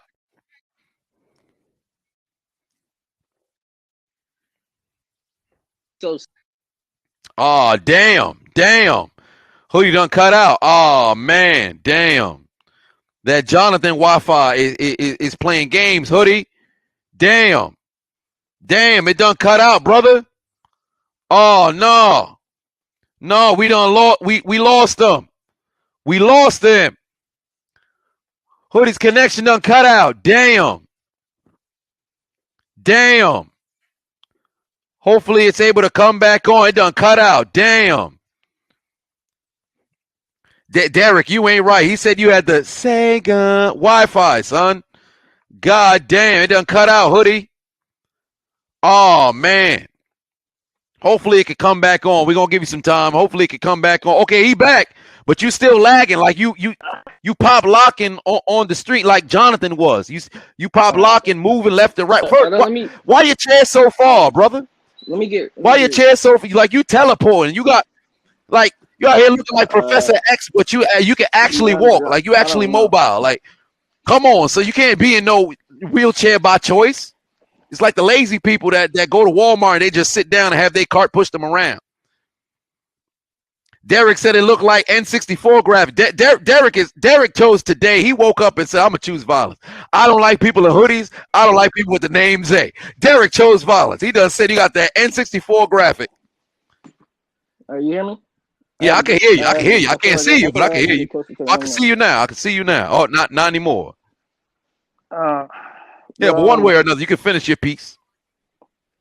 I was talking about Krillin. I was saying, I feel like I have a huge attachment to Krillin because he was one of the original characters that I cared about, and they just made him so scary. Like, bro, I get that he's died probably the most out of everybody, but it's like, why? He used to be a mixed martial arts trained by Master Roshi. Why is he so scary of everybody, bro? That's fair because of the one thing that I don't understand. Like with Yamcha, I get it. Power scale is terrible. Yeah. With Yamcha, I get it, and that's one of the problems that I had with Dragon Ball Z down the line is because when it became so much about the Saiyans, I ended up having to take a step back and say, yo, the other characters are getting zero love. Like you made a very good point about Piccolo. It doesn't make sense. Like I understand he picks and chooses his fights, but it does not make sense to have Piccolo, who is on par to where he can hold his own in fights, and you just got this motherfucker just on the sidelines every single time. If anything, he really is the brains of the entire show. Vegeta is hella smart, but Piccolo is the brains of the entire show. There's no reason why he shouldn't. Gohan, you hit the nail on the head. Krillin, I don't know when this man became such a big ass bitch, but he been that the entire show. Like, there was never a point in which Krillin was like, yo, I'm that dude, I'm powered up, I'm ready to go. This man, it's like he got PTSD. Like, it's like he remembers D-Day every single time he go out there. He got the Kanye West wolves going out every single time he see himself getting ready to go fight. Like, this man didn't even want to fight Cell Juniors. That's how this man was looking. Like, come on, dog. This ain't right. It ain't right. You got a very valid point. It's sad. It's sad because they made all the Z fighters weak as hell. Now with the introduction of Broly, it's like, does Piccolo again? Does Piccolo, Gohan, did anybody else ever really need to fight again? Because Broly is strong as hell. Mm-hmm. Goku's strong as hell. Goku got a divine power level. Vegeta got divine power. Like, what's the point of the others even fighting when enemies come? Yeah, it doesn't work unless, of course, Vegeta and Goku are away from Earth, but at the exact same time, I pray that they it's don't still mess up Broly. well. I would hope not, because the movie was great, but it all depends on how they put it. Animation. Yeah, it was incredible. Personally, in my opinion, it was the best Dragon Ball Z movie they ever had, and on top of it, I got a chance to see it in theaters as well, so the atmosphere was great. But I'll leave you on this. I'll say this much: with how they're going to portray Broly in the story and moving forward, they need, like what they did with Garlic Jr. and Z. They desperately need that, because they tried that with the superhuman water, but then ultimately it didn't really work out. They need to have some sort of secondary villain show up and fight against the others, and let the others either, one, not necessarily overpower, because it kind of defeats the purpose, but have them struggle and then overcome the odds, so that they're looked at with some kind of, yo, we can trust in these guys when they get into a fight. Because going into the Tournament of Power, everybody knew, yo, it's going to be Goku and Vegeta. Let's see how things play out against Jiren. That was it. And hit. And that was it. So at least have the others to where they have some sort of, gravitas behind them. Because it's stupid to just have all these characters. Oh, they're fighters. And then every single time they get their ass whipped. It's stupid. It don't make no sense. They still have yet to sold me on Jiren. I don't believe Jiren is all that talk to me. I don't like. We don't know his background. They gave a brief background on. It was very brief, but they got time to go into it. Like, I can believe Hit because, I can believe Hit because they tell me he's a legendary assassin. He doesn't miss. No. I believe it, and he has a time skip. He has all the different types of power. I believe that. But where does Jiren? That's fair. That's fair. Because trying to figure out how the hell this motherfucker got this strong, damn near self-trained and shit. But I think that's the beauty of it, because we know down the line, and it'd be stupid if they don't revisit it. But because down the line, most likely they will encounter, probably in Jiren's time, I think at that point we'll get a deeper look at what who and what Jiren is. I think. Give it some time, and then we're gonna find out. I'm optimistic about it. I understand exactly where you're coming from with it, but I'm optimistic about it because maybe they'll give it a chance to get the background and shit like that. When it comes to Cauliflower and Kale, I'm just it's like Kaba. All of them. I don't. Kaba is a little bit because of Vegeta, but why? It's just like they basically made Super Saiyan. They made Super Saiyan. They did that with Goten and Trunks. Yeah, they did that with Goten and Trunks. Now, but apparently Goten and Trunks, Chi-Chi was training him so hard that he got so scared that he became Super Saiyan. And Trunks it didn't work for me. Like. Yeah, but when Khalifa, turned Super Saiyan, I was like, dog, that's it for me. I can't. That she just turned to it, bro. She learned it in one sitting. It don't make sense. It really don't. It took Goku years just the game that shit, and they just bashed it Yeah, you in can't. a matter of seconds. Can't do it, son. I It's can't do stupid. it. But on closing remarks, I'll ask you: gonna watch Elimination Chamber this Sunday? So, what I is your probably will. prediction for the Maybe. WWE Championship match? And then we'll close on that. Okay. Drew's gonna win. Drew's gonna win probably, and but I think Edge will definitely. I think Edge will definitely face Roman. I don't want him to, but I think he probably will. He'll definitely lose. Okay. All right. So Roman will lose or Edge will lose? It's a sad week. No. Roman's definitely being Edge. Roman's probably gonna keep the title until like next year. To be honest. Okay. All right. That's fair. And I could see it happening too. Bro, y'all gotta stop on my Wi. I don't know why. I like my Wi-Fi is so good online. Like I don't be lagging online when I'm playing the game, but on here it's. Yeah, I don't think it's hot, Mike, bro. I'm telling you, it might be a certain spot. It might be a certain spot you at in the house. I don't know, but damn, they getting you. Somebody, Snipe God done brought up the Obama phone. Then I don't know who it was, but I had to repeat it. But man said Underground Railroad. Oh, it's the Willie said the Underground Railroad Wi-Fi. I'm like, God, they got you with that one. Somebody said Civil War, but Underground Railroad. I don't think you can beat that. I don't think you can beat that, bro. But I appreciate you hopping onto the stream, Hoodie, as always. So I will be live again. Most like, am I gonna be able to do? I don't think I'm gonna be able to do Friday. No. I don't know about Friday. Oh yeah, and I was sad. Oh, for NXT. Bro. I was sad. I just hope the Undisputed. I hope the Undisputed. Yeah, me too. Actually, I think if anything, if I can make it back home to tape, I will. They're supposed to go to the main roster together. They are. I think they're going to be on NXT running the show for a while. I don't know why they haven't been moved up yet, but to be honest with you, they kind of get lost in the shuffle if they get brought up to the main roster as of right now. So as far as I'm concerned, I guess we could give them some time, but I really wanted them to debut on the main roster together. So I'm gonna go. If I could get home in time on Wednesday, I want to go live for NXT just to see the fallout of how everything's going to play out. But I guess we'll find out when that time comes. I appreciate you hopping onto the stream. I'm about to bring on Hunter Thomas. So you have yourself a good night, brother. And then with Hunter, now I got to bring you on here because, Raw came to a close and Elimination Chamber is on the horizon. And we got to find out what is about to transpire here for that WWE Championship. Tell me what's on your mind. All right. First of all, Hoodie say when he talked about Gohan, you couldn't pay me with a penny how much I was doing this in the background. Oh man, that was terrible. That was absolutely terrible. Goku dies, and this just proves the ultimate answer that I've always been saying. Chi-Chi should never, ever in her life be in charge of Gohan's life. Ever. That was the dumbest thing they have ever done to Gohan. It wasn't even the ultimate.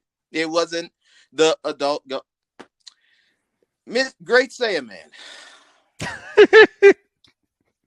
Man, you talk about anger, bro. You came from a dude that fought and beat Cell to a reject Marvel hero. It didn't make sense. It didn't make sense. And then they had the great Saiyan woman who's you got Videl, who's a human fighting alongside it. The power scale don't match. They shouldn't be together. Man, now, he should have just stayed as the Golden Warrior. I mean, you got to be kidding me. Now, the funniest thing is, take that into consideration, right? With all the Gohan being watched about that. Let's go to Naruto for a second, because Rock Lee in Boruto was a fucking referee. Wow. I didn't even know that. I could tell you this right now. I love Gohan, but Rock Lee hits different for the fact that he was the only character in Naruto that didn't really focus on ninjutsu a lot. They gonna make this man a ref. I hated a lot of stuff on Boruto, but that That almost made me throw my whole television out the window. I was low key about to get back into the show because, like I said earlier, I stopped watching Boruto right after the Blood Mist because it was very slow. But then apparently people told me at that particular moment afterwards, business started to pick up. So I'm just letting it run its course, and then I'll probably jump back into it. But Rock Lee is a damn referee, isn't his son? What is his son named? Metal?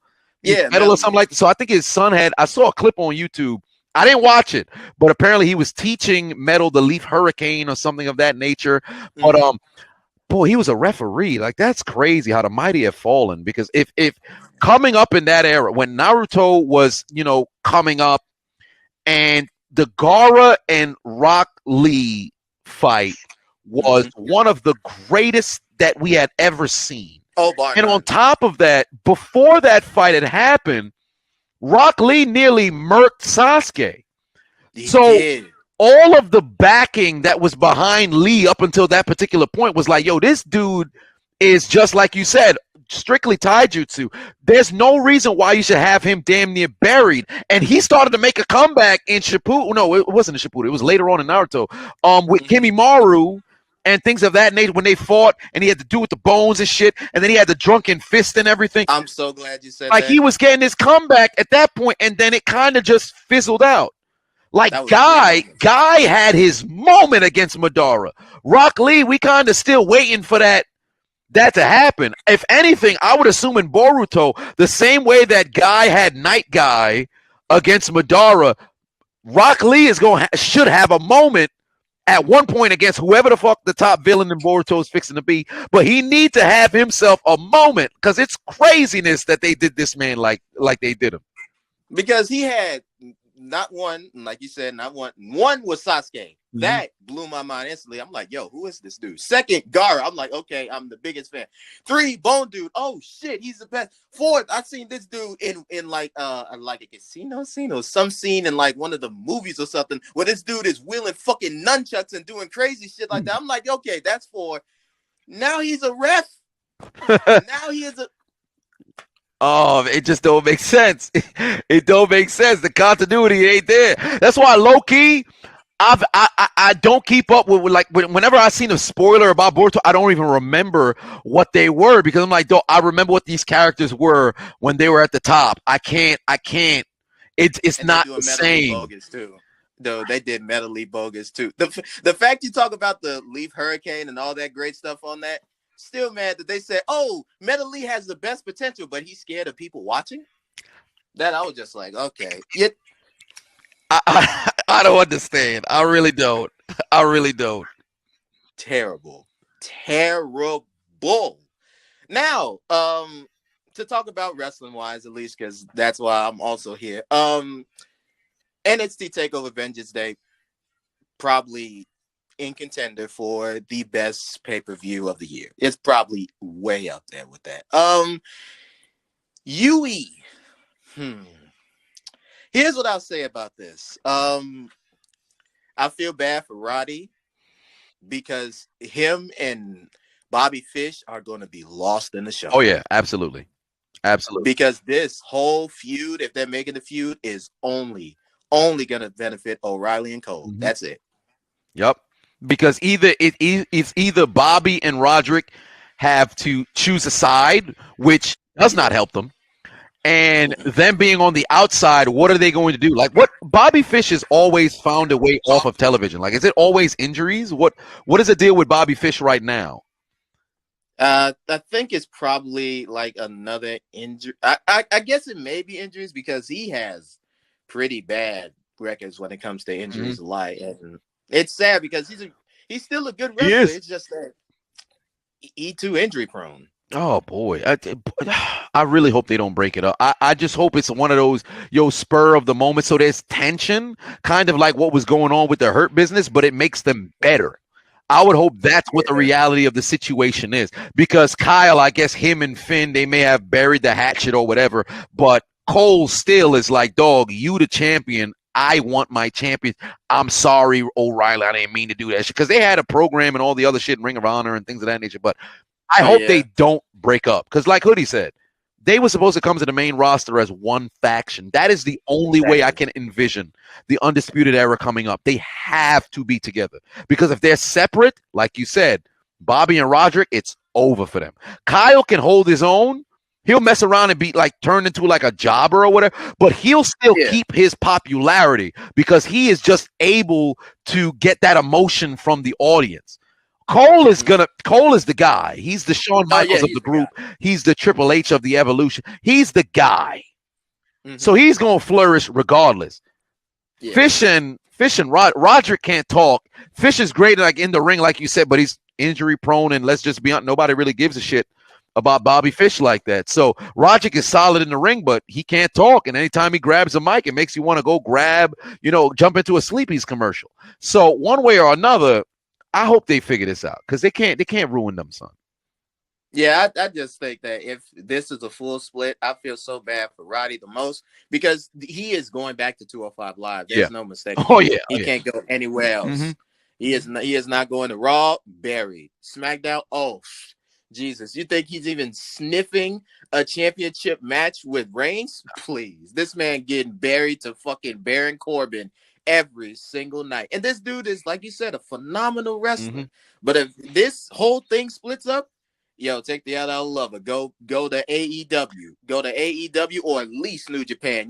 New Japan, you don't even have to talk that much. You'll be right fine there. But please don't stay in WWE, because I like him as a wrestler. Me, I'm okay with a person who can wrestle and not really talk that much, but that's because I'm one of those types. Okay, all right, that's fair. Oh, you more of that. Let me see what you got in the ring, and that's good enough for you. I'm that.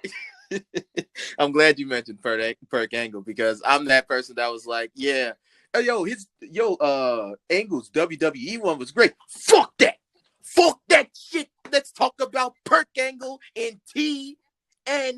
I've been like, oh yeah, that's fair. That's fair, because Angle took it to a whole other level when he was in TNA. Because I would say his best years in WWE, regardless of the fact that his first 3 from late 99 up until 2001 was great.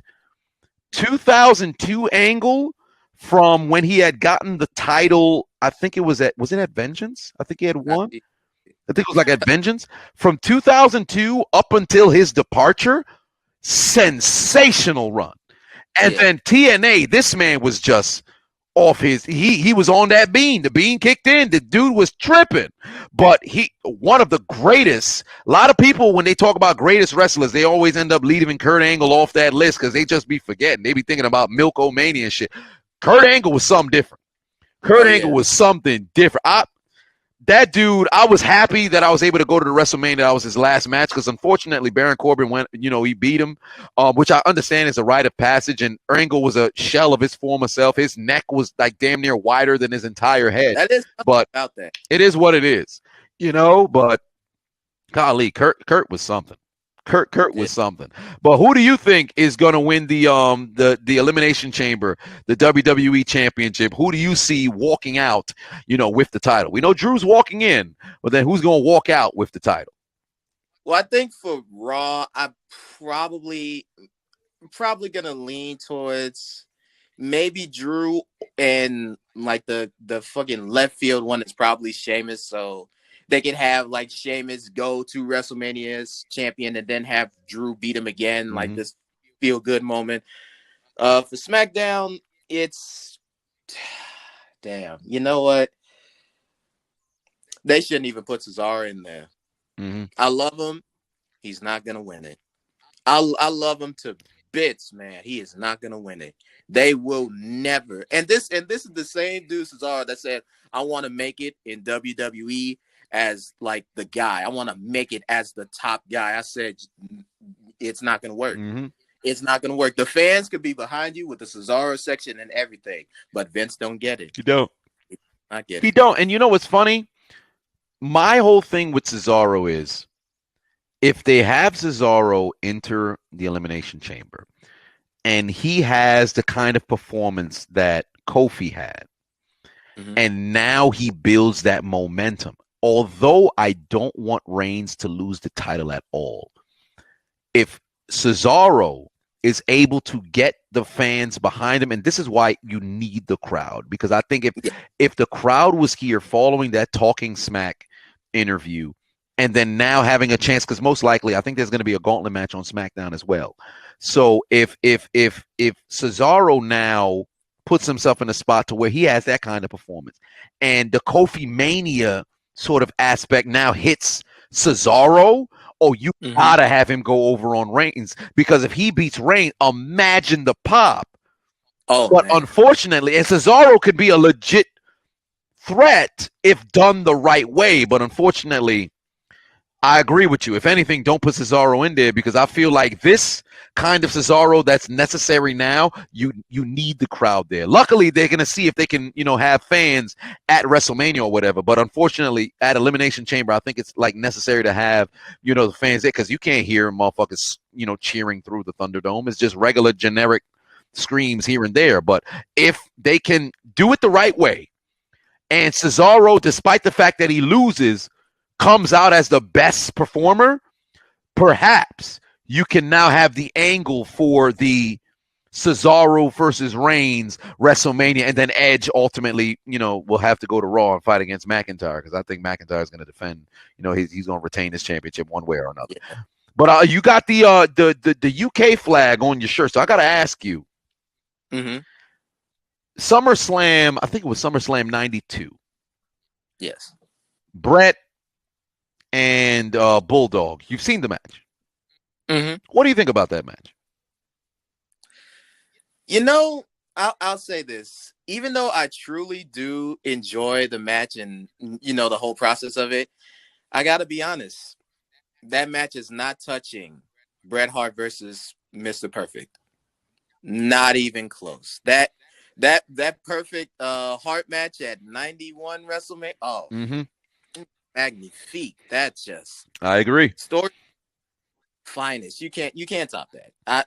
But I mean, that's at the level of, like, of course you can't top Mr. Perfect, because at this era, this is basically like having Bryan Danielson, not Daniel Bryan, Bryan Danielson come to WWE and he's wrestling anybody. You're not going to fucking compare to that. That's ludicrous. Yeah.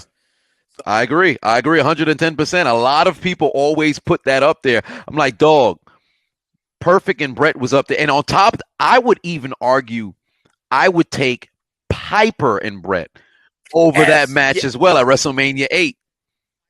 Brett, oh, bro, I'm so glad.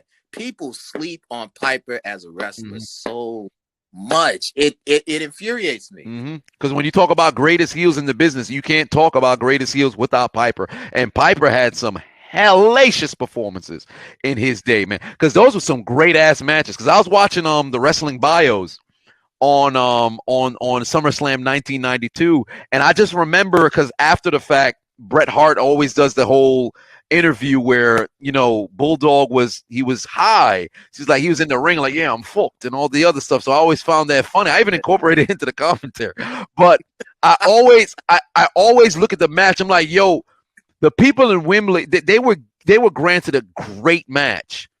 But when you're talking about Bret Hart's best matches, that one, it's one of them, but it ain't in the top 5. I wouldn't even put it like a top 7, because there were so many other masterclass performances that Hart had, man. Because my man, that was a great match. I might just rewatch.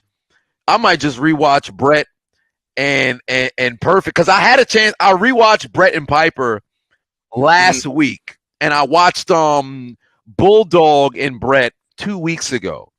I haven't seen Perfect and Brett in, I think, maybe about like a year. So I might go back and rewatch that match, because I'm remembering the finish. I'm like, how have I not went back and rewatched it? I think I'm gonna rewatch that. I might just rewatch it tonight after I buy. I have to go search for SmackDown vs. Raw 7.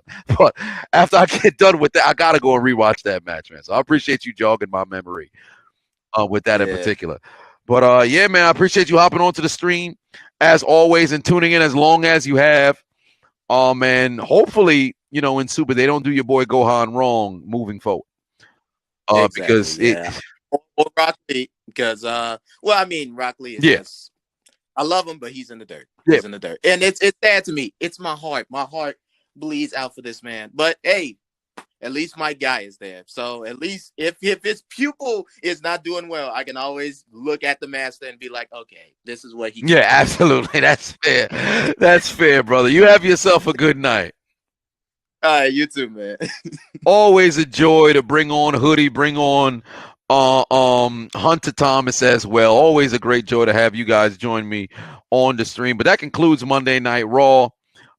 And I see Abdul has disappeared. I was going to block him again, but unfortunately I can't do it now. The man's done disappeared.